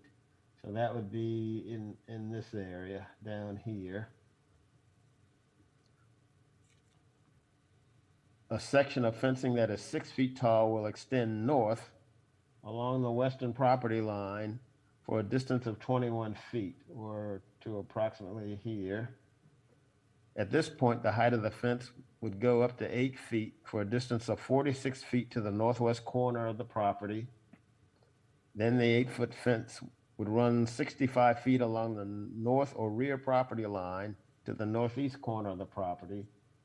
So from here to here, and then from here over to here would be 8 feet.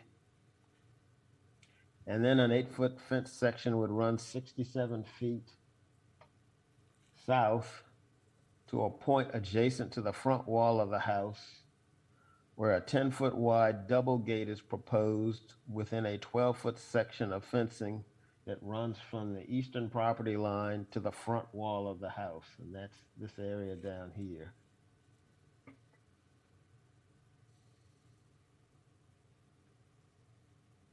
These are some pictures showing sort of the progression of the fence. These first few pictures are on the western property line. You see there's an existing picket fence in the area, but the proposed fencing would be 6 feet tall adjacent to this neighboring house. And then once it gets back sort of into the middle of the property around where the proposed pool, around where the pool is being installed, the fence height would go up to 8 feet. Now it's replacing, as you see in some of these pictures, this would replace an existing 8-foot fence, which has pickets on the bottom and some type of lattice work above that.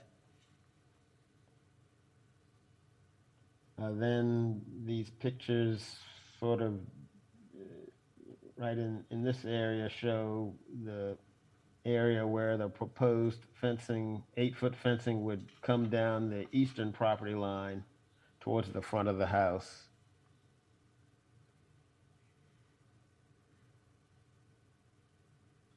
Just some other pictures more zoomed in of the backyard.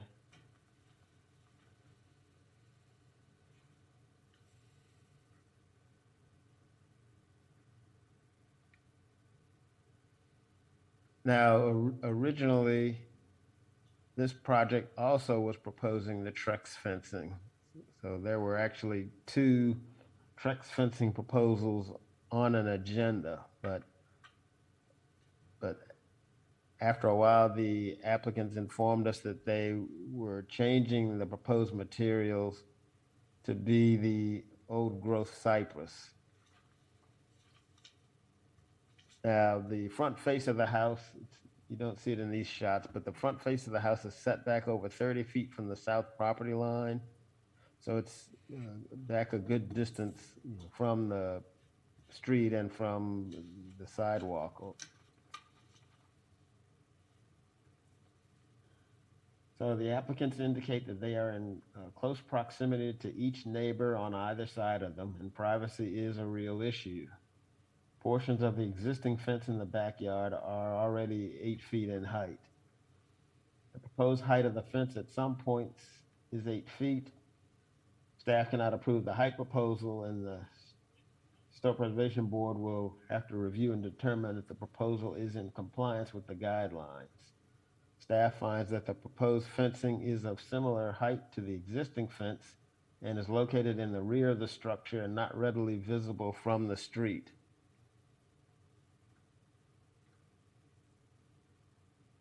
The proposed fencing material is now the old growth cypress fencing. The new proposed fence is 6 feet tall for the 8-foot section. The new proposed fence is 6 feet tall with 2 feet of lattice work on top of that, so that it would be see-through on the top 2 feet instead of having an 8-foot tall solid board, which was the original proposal with the COA application. And the new cypress fencing proposed would have the same aesthetic look as the Trex design.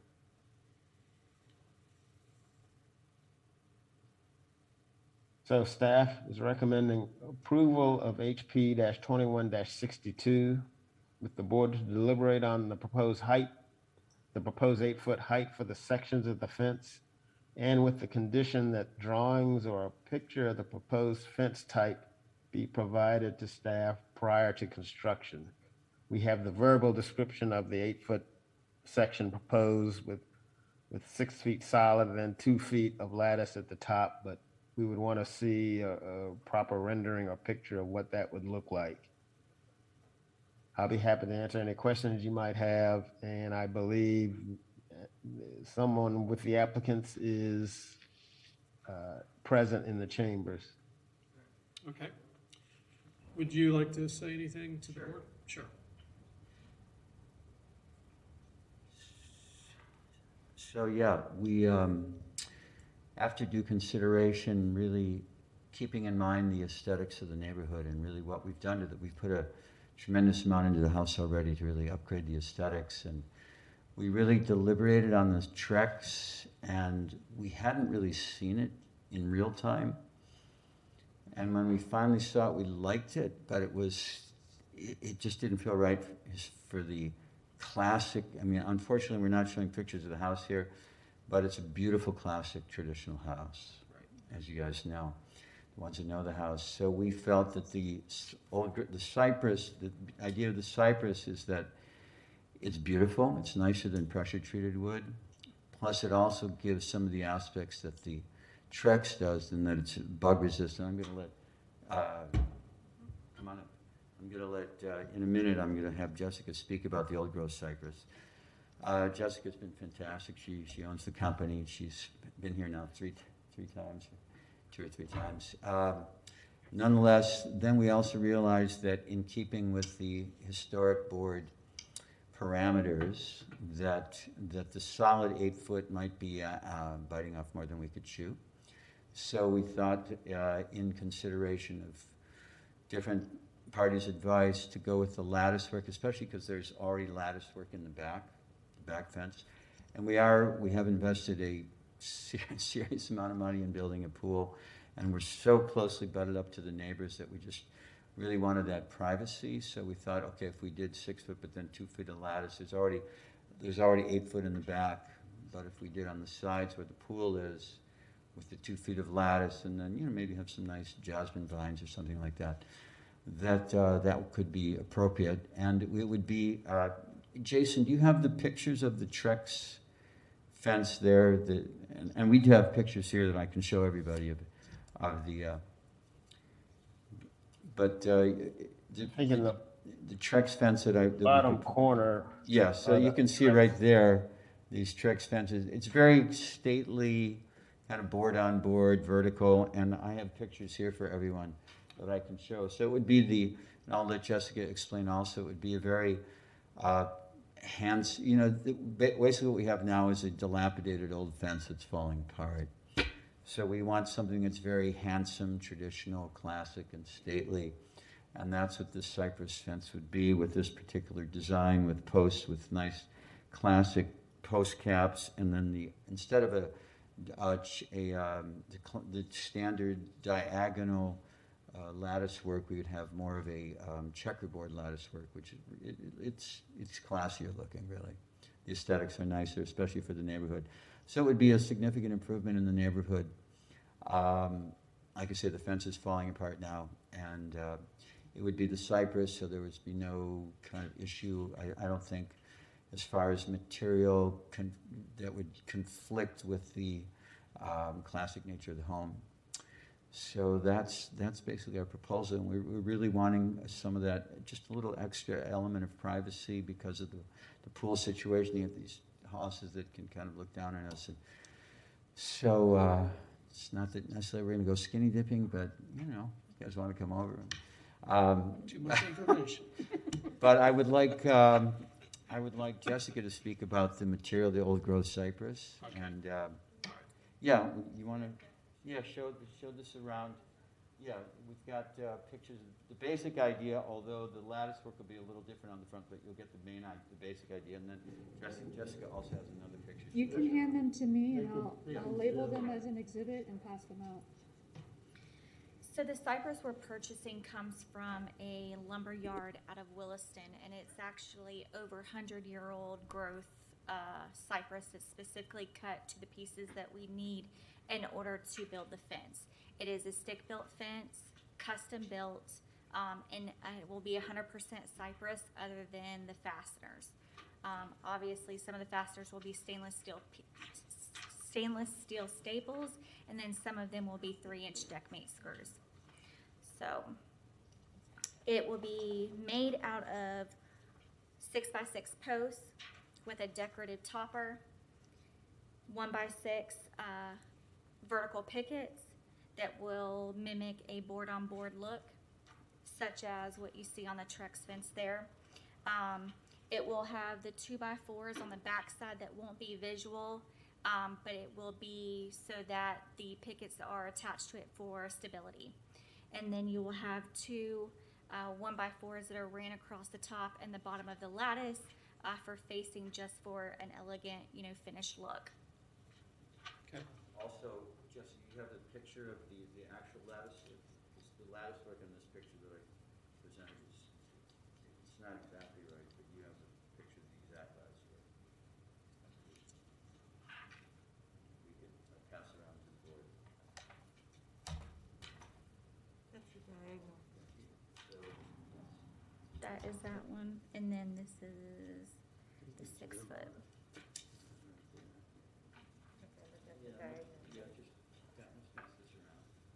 This would be, You're probably looking for this. yes, and this is what it looks like. Checkerboard.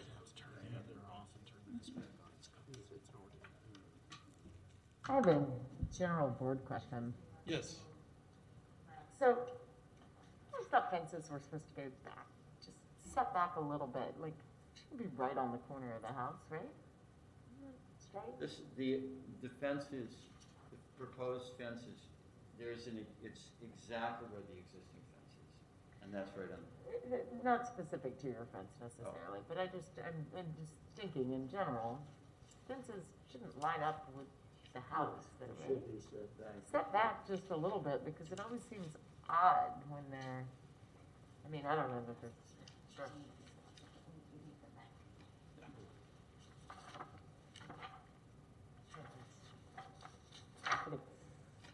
Yeah, I think maybe we set back a little bit, and I don't know if that's for I can ask the fencing person. I thought maybe like, isn't A lot of people do it right up to the butt of the front of the fence. You see it all the time. there a benefit, downside? It feels most natural to have it right up to the house, just kind of set back, it just doesn't feel right, right up to the, there is already on the west side, on the left, there's an existing gate right at the butt of the house right there. So we'd be just mimicking exactly what's there currently, and then doing that on the east side of the house as It's well. very common to come right off the corner. Speaking of that west side But fence, not always aesthetically great.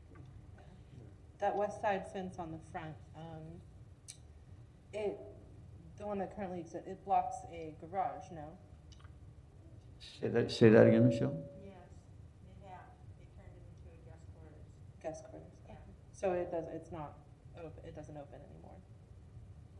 It doesn't open anymore? There's no garage. Completely renovated? Yeah, there's no garage. That's the last time I've seen it. Yeah, it's part of the house. It's a guest room and a laundry room and. Right. Right. Okay. And again, on the west side of the house, there is a metal gate there. So we'd just be putting the cypress gate instead of the metal gate. Right, you can see it. And then we'd be mimicking it would be a wider gate on the east side of the house, but it would mimic what's on the west side of the house for this proposal. So the gate that is going to be on the east side of the house, it would be an 8-foot tall gate? No, 6 foot. 6 foot. Okay. 6 foot. So the idea is that the gates would be 6 foot, the sides of the house would be 6 foot, and then when it gets to the back the where the back pool corner, areas, it goes to 8. it'd be 6 foot with 2 feet of lattice. And again, already on the whole back property line, there's an existing 8-foot fence where the top is lattice. Is that fence yours or the neighbor's that's there, the 8-foot? That's ours. Yeah. So you're replacing it, basically? Exactly, we're just replacing what's already there. Okay. And I want to be specific as far as the front and the beginning sides of the 6 foot will all be solid. And then once you get to the 8 foot, it's the 6 That's foot when the lattice solid, comes in. and then 2 We foot get of that. lattice. Correct. We got it. Okay. Does the So, board have any questions? no, but on Michelle's thing earlier, I know that a lot of them do, butt up to the front and build a lot that do. I think that's I think we could bring that up as a guideline issue, as opposed to. But I don't think it's in our guidelines. That's what I was gonna say, is it in the guidelines at all? It should be in our guidelines to do a setback, but that's not the case at hand, so. It's It's not in the guideline. For this specific property, though, I think it would be better if it started here. Yeah. Across. Well, in this instance, they are compliant with the guidelines. I think it would be better setback a foot, but,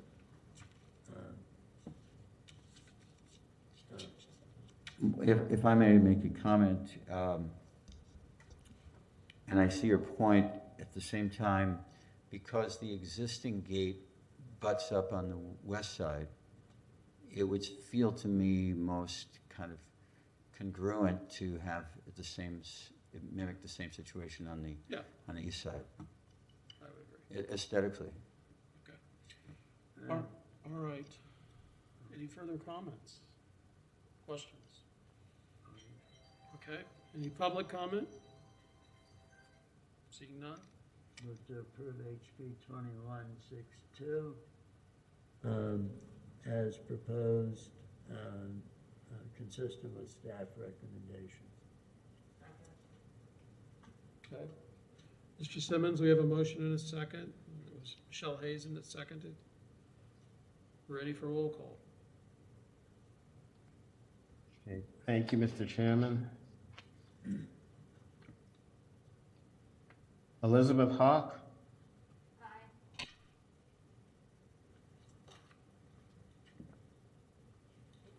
Aye, Jason. Okay, thank you. Kyra Lucas? Aye. Michelle Hazen? Aye. Bill Warner? Aye. Jay Reeves? Aye. Motion passes. Okay, thank you. You guys are invited over to the skiddy dipping party. Enjoy your pool. That looks Thank you awesome. very much. And I appreciate how you worked through the last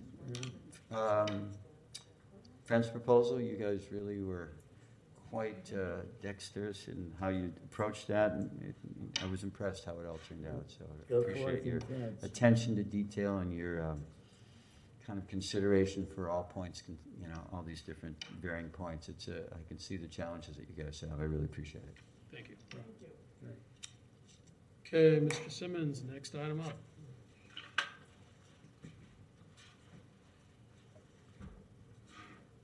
All right, just a moment.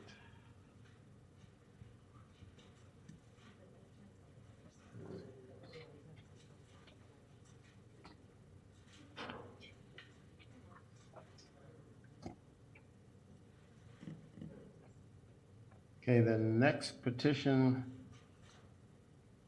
HP-21-64. Lorena Hintz, owner. Certificate of appropriateness to install fencing on an existing wall in the front yard of an existing single-family dwelling located at 502 Northeast 8th Avenue. This building is a non-contributing structure to the Northeast Residential Historic District. And just a moment.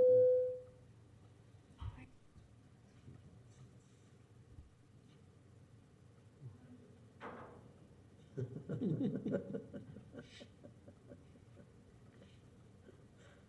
can't imagine.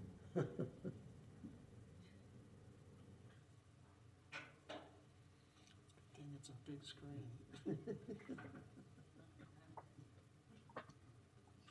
Okay, for this property is located right on Northeast 8th Avenue within the Northeast Residential Historic District. The applicant is proposing to place a fence on top of a small wall that runs along the front of the property along Northeast 8th Avenue and down Northeast 5th Street on the west. The fence material will be metal, either steel or aluminum, with a powder-coated finish at 48 inches for 4 feet in height. The height of the wall is 18 inches or 1.5 feet, so the overall height would be approximately 66 inches or 5.5 feet.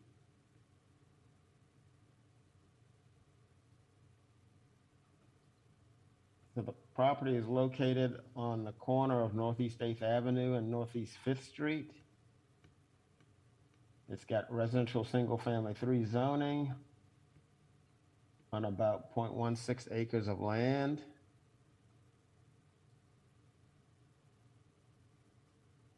So, so the existing structure is a 1-story ranch style block house built circa 1949. Has architectural features indicative of dwellings built immediately before and after World War II, including double-hung wood windows with horizontal rails. Has about 2,751 square feet of total floor area with 1,863 square feet of heated area.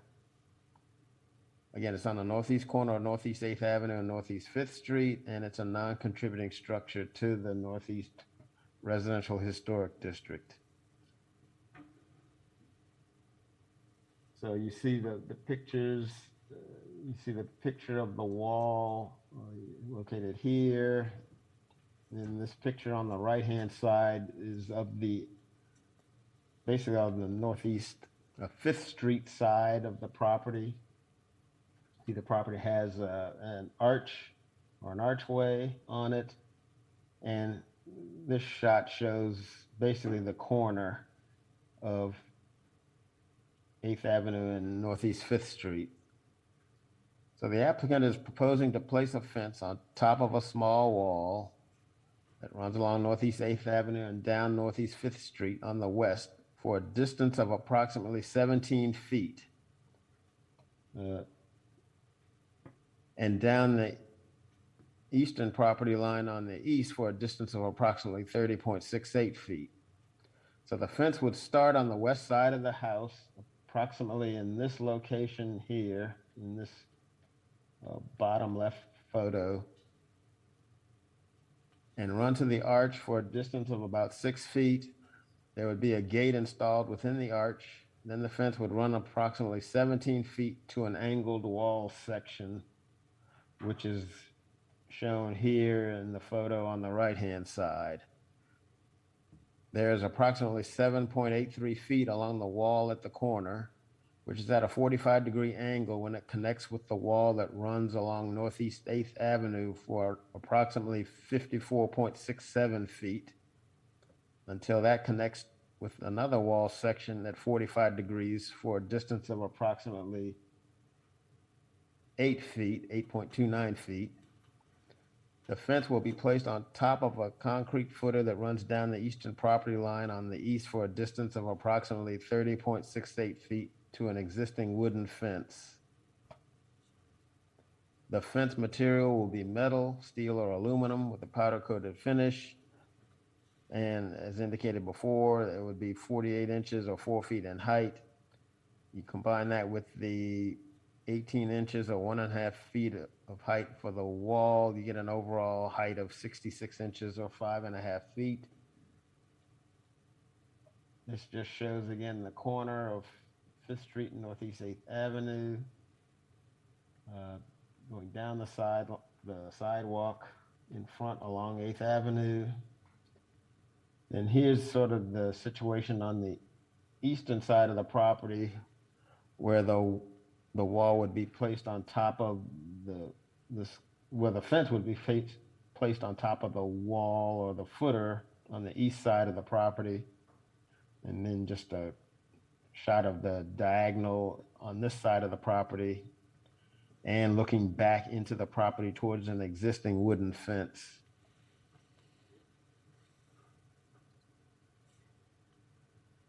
This is a drawing of the fence section proposed. The applicants say that the fence is the same design as the fencing around the Duck Pond Creek so that it would match with the overall design theme for this area.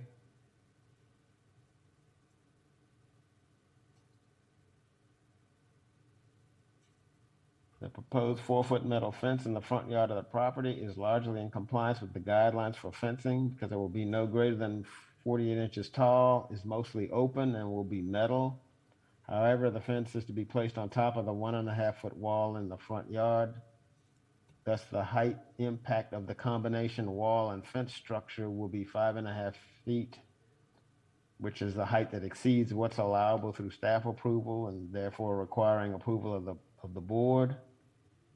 Now, you may have noticed the shrubbery that's in that front yard. The existing situation has shrubbery that extends over the top of the wall that provides screening of the front yard. The height of the wall and shrubs will be greater than the height of the wall and the fence combination. The impact of the fence in terms of the height will be minimal since the shrubs currently provide screening at a height of over 7 feet, and the wall fence combination will not exceed that height since it would be at approximately 5.5 feet. The board has typically heard discussion about fencing on corner lots in the neighborhood. In this case, there's a highly visible side yard along Northeast 5th Street. However, the proposed fencing does not extend more than 17 feet along the 5th Street right-of-way from approximately the back of the sidewalk on Northeast 8th Avenue to the arch feature in the side yard, leaving the house and yard visible from the street. Therefore, staff's recommendation is approval of petition HP-21-64.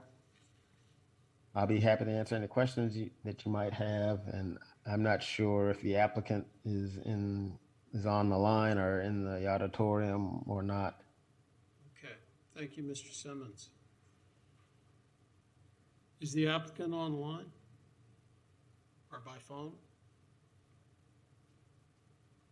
Doesn't sound like it. I don't believe so. I don't see any more applicants on the call. Okay, all right. Comments of the board? Yeah, a 5.5-foot wall is not a 4-foot wall. A wall that's more than 4 feet is a more than 4-foot fence. And it sets a precedent to treat them differently. We'll have 8-foot barricade fences because 4 feet of it's a wall and then with a 4-foot fence on it. So I'm absolutely opposed to the approval as submitted. My question is it just an 18-inch wall, or is that a retaining wall holding the yard up? It's a wall. Yeah, yes, the yard comes out too, To to me- some degree. So it is a retaining wall, because my question is, then it's 4 feet on one side and it's 5.5 on the Yeah, other side. but on the street side, the visibility side, it's a 6-foot fence. Yeah, I think if you look, Jay, there's a picture of the house, an older picture of the house, and at that point, you know, it was just a flush wall, but the ground has been built, and, I mean, realistically, you know, that's a choice, right? If you're gonna put a retaining wall, you're still raising it up from the street, so I'm just envisioning, you know, there's gonna be a fence my head height, you know, when I'm walking down the street, it's gonna feel imposing if you were to be walking down 8th Avenue. Well, it would if it were a wall, yeah, I agree. Well, even with the fence, Yeah, though, I it's mean, a high it's visibility my, you know, location. it's head height, so that feels, we don't see anything that high elsewhere. I mean, because actually, if you look at the wall, like when you're on the sidewalk, it almost feels like the wall is even higher than the sidewalk. So, I mean, by the time you put that 4-foot fence on top of it, it's probably going to be, you know, I feel like it's 5'10", you know. I mean, so overhead, you've got this fence looming at you. Yeah, and we had in the past, an applicant, I remember in regard to a southeast 7th Street location, that wanted to put a 6-foot wall up and proposed to simply stack 2 feet of dirt in front of it. And call it a 4-foot wall. Yeah, I know. Yeah, we've had enough of that. We know who you're talking about. Starts with K. Yeah. All right, any other comments? All right. Well, not yet, I'll give him a chance.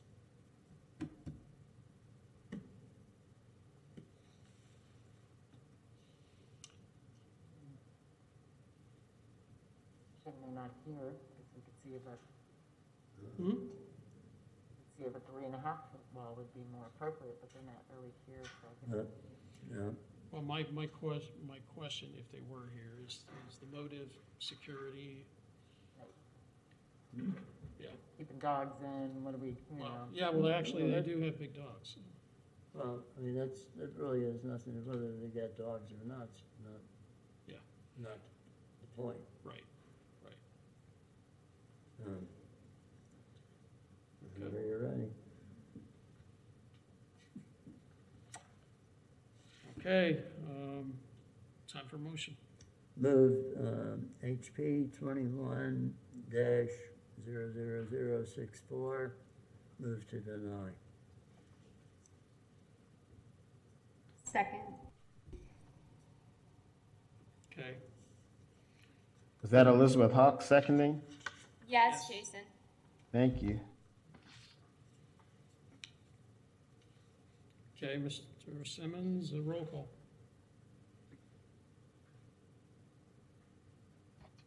Thank you, Mr. Chairman.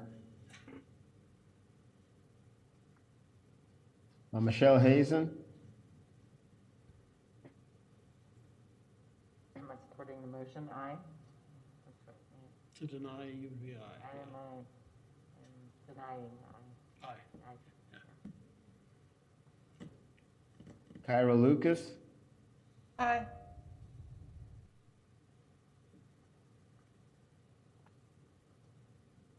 Elizabeth Hawk, Aye. Bill Warner, Aye. Jay Reeves. Aye. Okay, motion to deny passes.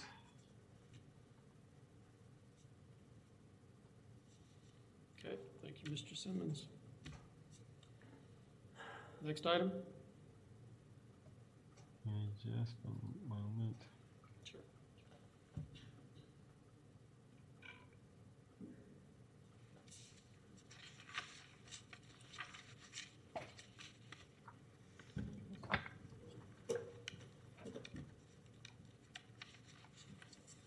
The next item is petition HP-21-69, Robert Tracy, Bobby's Roofing of the Florida Keys Incorporated, agent for Jennifer L. Sobel, owner. Certificate of appropriateness to re-roof an existing duplex in a single-family dwelling with a metal roof located at 121 Northeast 8th Street. The duplex is a contributing structure and the single-family dwelling is a non-contributing structure to the Northeast Residential Historic District. So just a moment.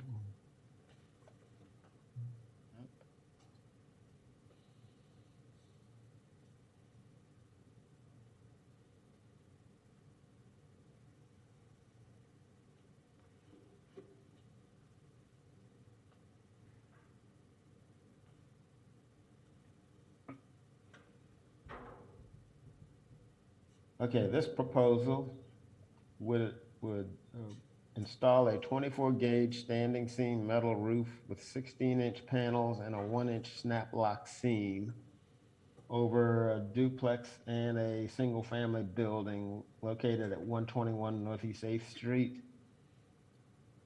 The proposed roofing is galvalume in color and is manufactured by Drexel Metals Incorporated.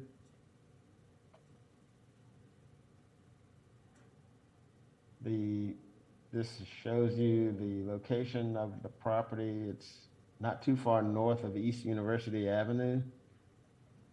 The zoning over here is urban 2, and it's about 0.17 acres of land.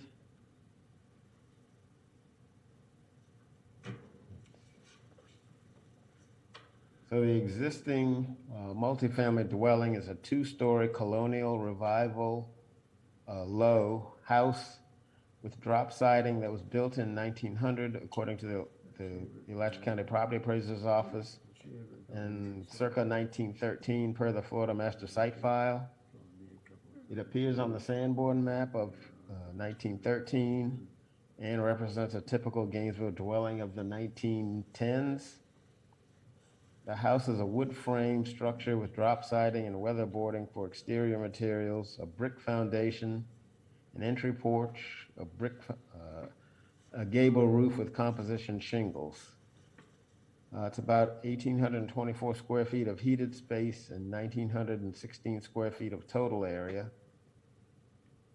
And that's for the duplex, which is a contributing structure to the Northeast Residential Historic District. A second structure on the property is also part of the re-roofing project.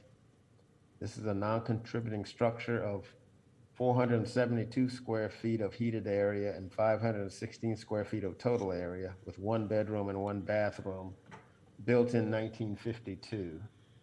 So that would be the structure seen on the right-hand side in these pictures.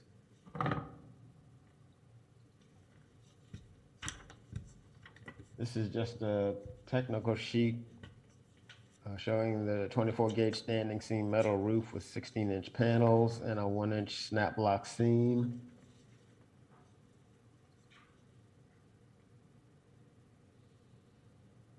The board approves metal roofing on a case-by-case basis depending on the style and use of the building.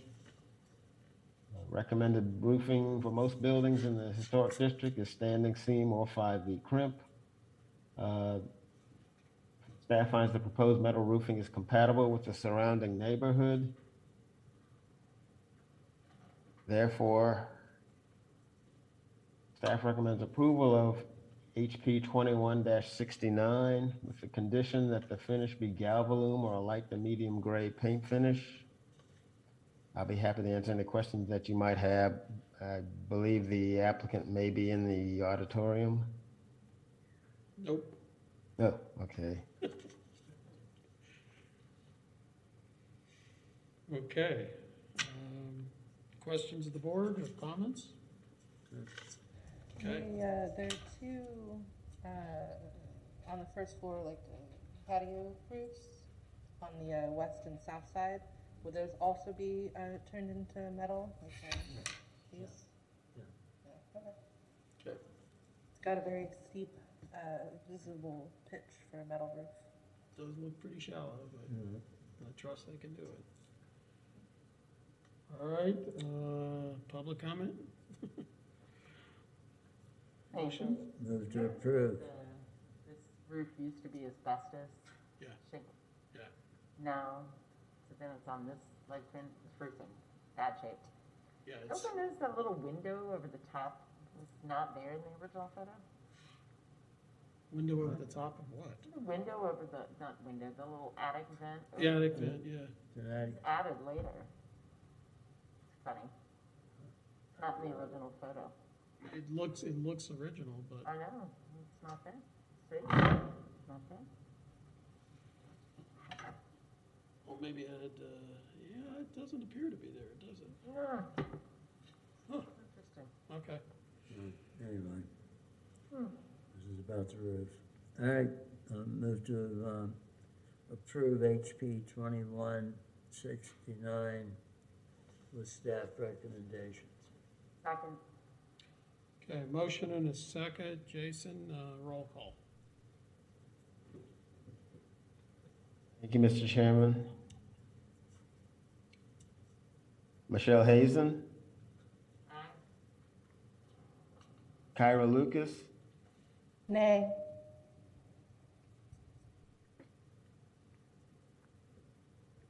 Elizabeth Hawk. Aye.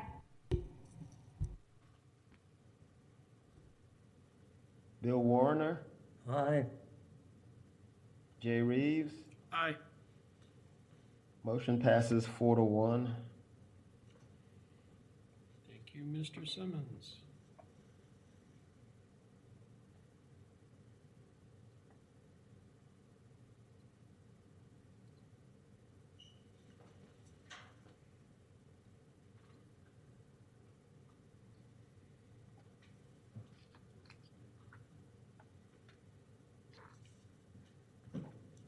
Okay.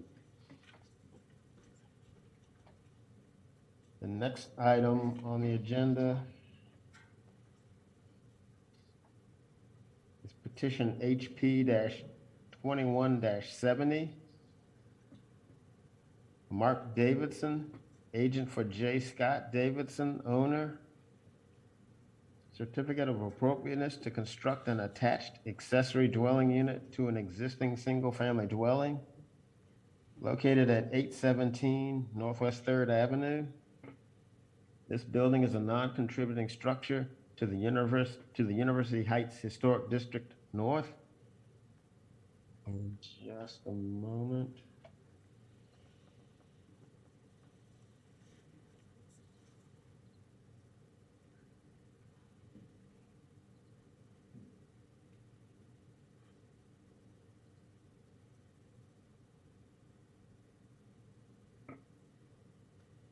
Okay, this proposal is to build a one-story attached accessory dwelling unit under the provisions of Section 30-5.35 of the city's Land Development Code. An ADU is an allowed use by right in the Urban 6 zoning district. The size of the proposed structure is 585 square feet of conditioned area.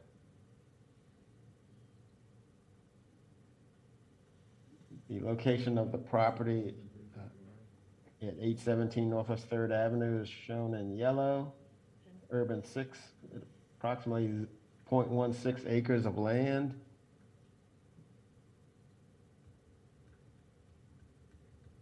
So this is showing the picture of the existing single-family dwelling from the street. It's a one-story non-contributing structure that was built in 1960, according to the property appraiser's office. The exterior walls of the structure are concrete block with a low-profile roof covered with rolled roofing, a mineral surface roofing material that comes in rolls. The building's approximately 1,503 square feet of heated space and 2,099 square feet of total area. So 4 of these pictures are from the front, and then this picture on the right-hand side at the bottom is the south elevation as is. This is the rear of the house where the addition would be going.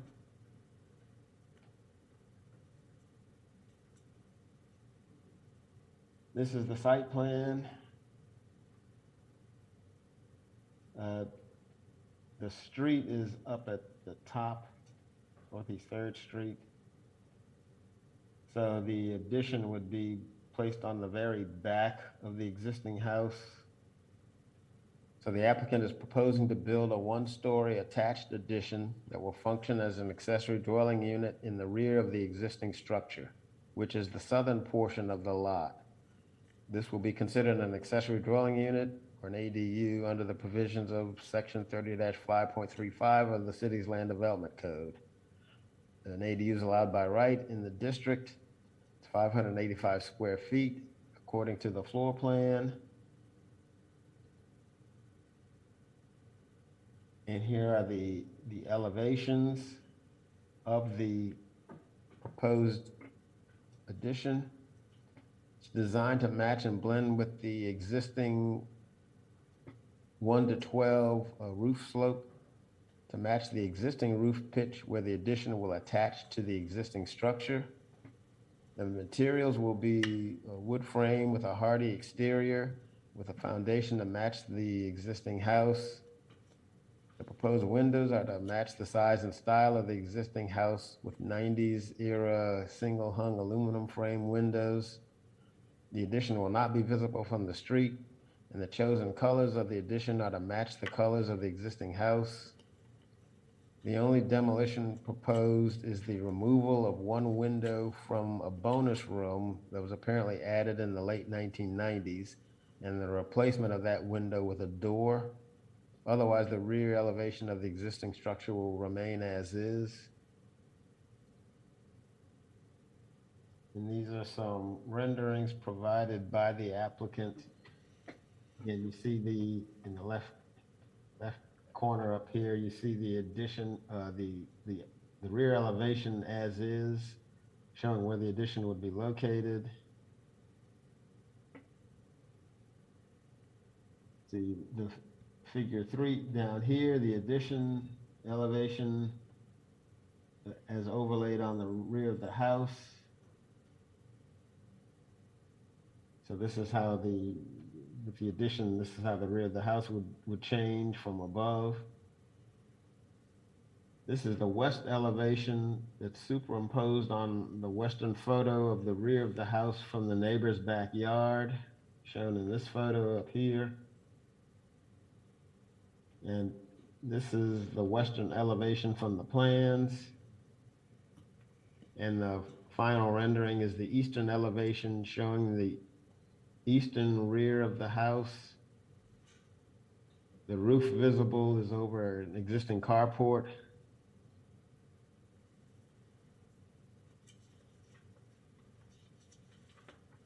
So the attached photos and elevations are intended to give a sense of scale and style of the addition.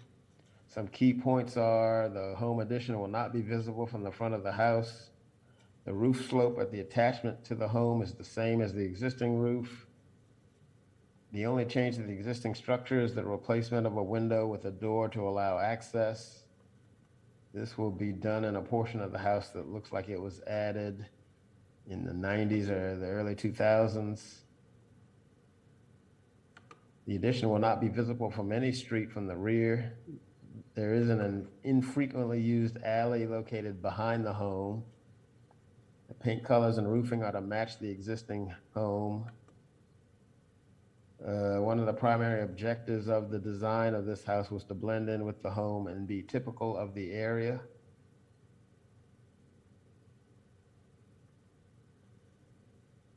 And here you have the floor plan. I believe this is the location of the window to be demolished and replaced with the door to gain entry into the accessory dwelling unit.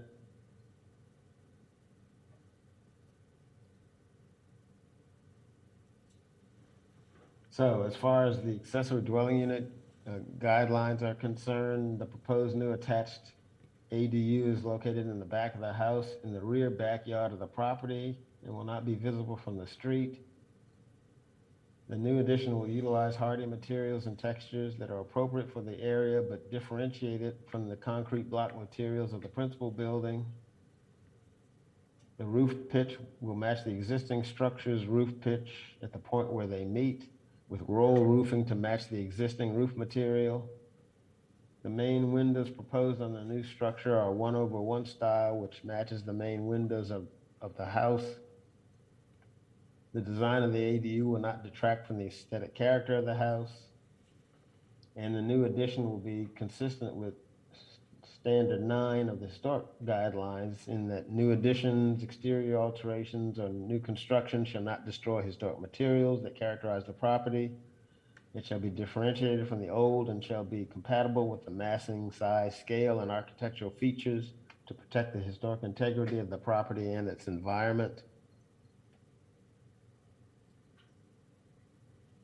So with that, staff recommends approval of HP-21-70 with the following conditions. Provide information sheets for the proposed exterior framing material, the windows, doors, and the roofing material, and notify staff of any changes during construction. I'll be happy to answer any questions that you might have at this time. Okay, thank you, Mr. Simmons. Comments, questions of the board? Mr. Simmons, can you go back to the slide that shows the existing house site plan with the addition attached? Please? Are you talking about which one? This one? No, the Site plan. aerial site plan. That one. That's not visible in our, at least in mine. Yeah, it wasn't visible on ours. Thank you.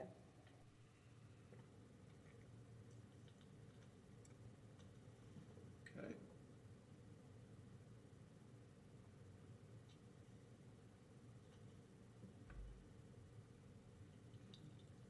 What is the square on the side that's not the addition and not the house? Can you answer? On the What?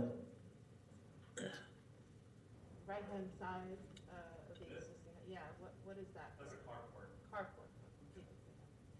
Right. Okay, if you'd state your name, just so Yeah, he'll. I'm Mark Davidson. Okay. This is where I live. It's actually, I used to live there, rent out 3 of the 4 rooms and manage it. But I recently got married.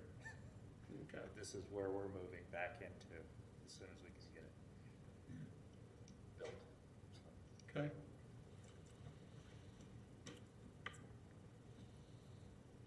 Looks nice. Okay, we ready for a motion? Yeah, right.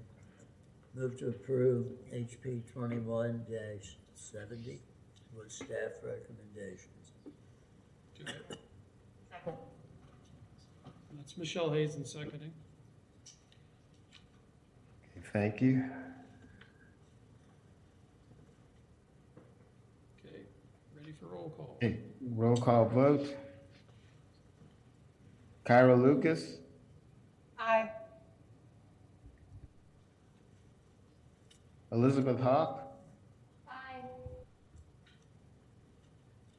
Bill Warner, Aye. Michelle Hazen, Aye. Jay Reeves. Aye. Motion passes.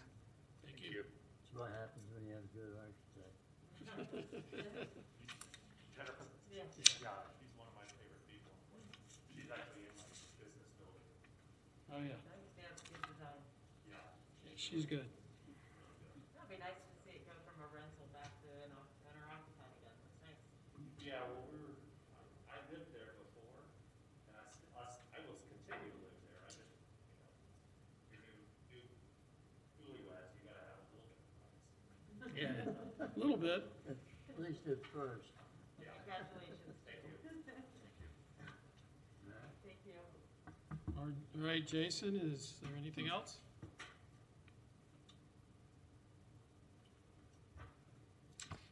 Yes, Mr. Chairman. Now, at the time of the original HPB meeting on August 3rd, we had scheduled an information item, which was a comprehensive plan update. uh, to give the board a sort of an update of where the city is in terms of the comprehensive plan process. Now, we've since had a meeting with the plan board last night concerning the comprehensive plan update. So I'm not sure how or whether the draft arts, culture, and preservation section of the comprehensive plan that's proposed, which includes, preservation issues. I don't know if that's, I guess that would be available now to the Yes, it boards is. or the public? Yes, it has been posted online, and we can send you all the link tomorrow. Okay, that's good.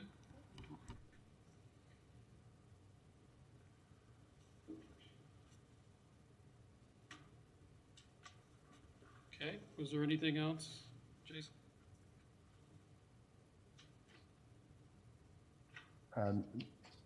I guess not for that item. I guess member comment is next. Okay, member comment, anybody?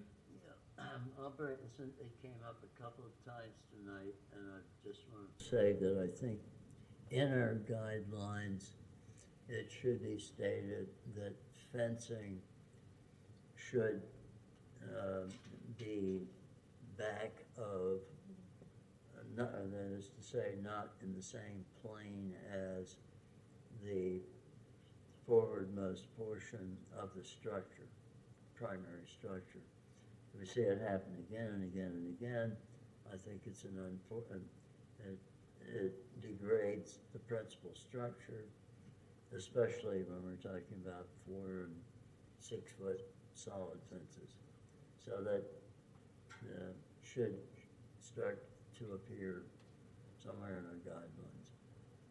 Okay, thank you. Do you recommend a 5 foot setback? But Do you recommend a 5 foot? no, I think one, literally 1 foot. Or back 2 feet, of the maybe. corner. I think there's A foot or more is a big difference than being dead in that plane. Right. I think at least a foot, but Yeah. if you have a tree there or something, I mean, if they want to go back further. I don't see Yeah, I'd say a minimum setback. I mean, if they want to go back 4 or 5 feet or go to a break in the wall, that's one thing. But it should just not be clearly not in the same plane. Mm-hmm. A foot or more would address that, and then we can deal with the individual situations where there may be a reason to want to require more. But we need to get past these appearing all in the same plane. Right. Agreed. Okay. All right, anybody else? Just want to say we finally have a historic preservation plan on the Yay. Yay, things are happening. And we got the best in the state. Thank you. But Jason Simmons is also to be greatly congratulated for filling in while they had none. Absolutely. He should be sainted. It's true. Okay. I'm super happy to be here with you. So just expect lots of movement. Yay. Yay. All right. All right, we are officially adjourned.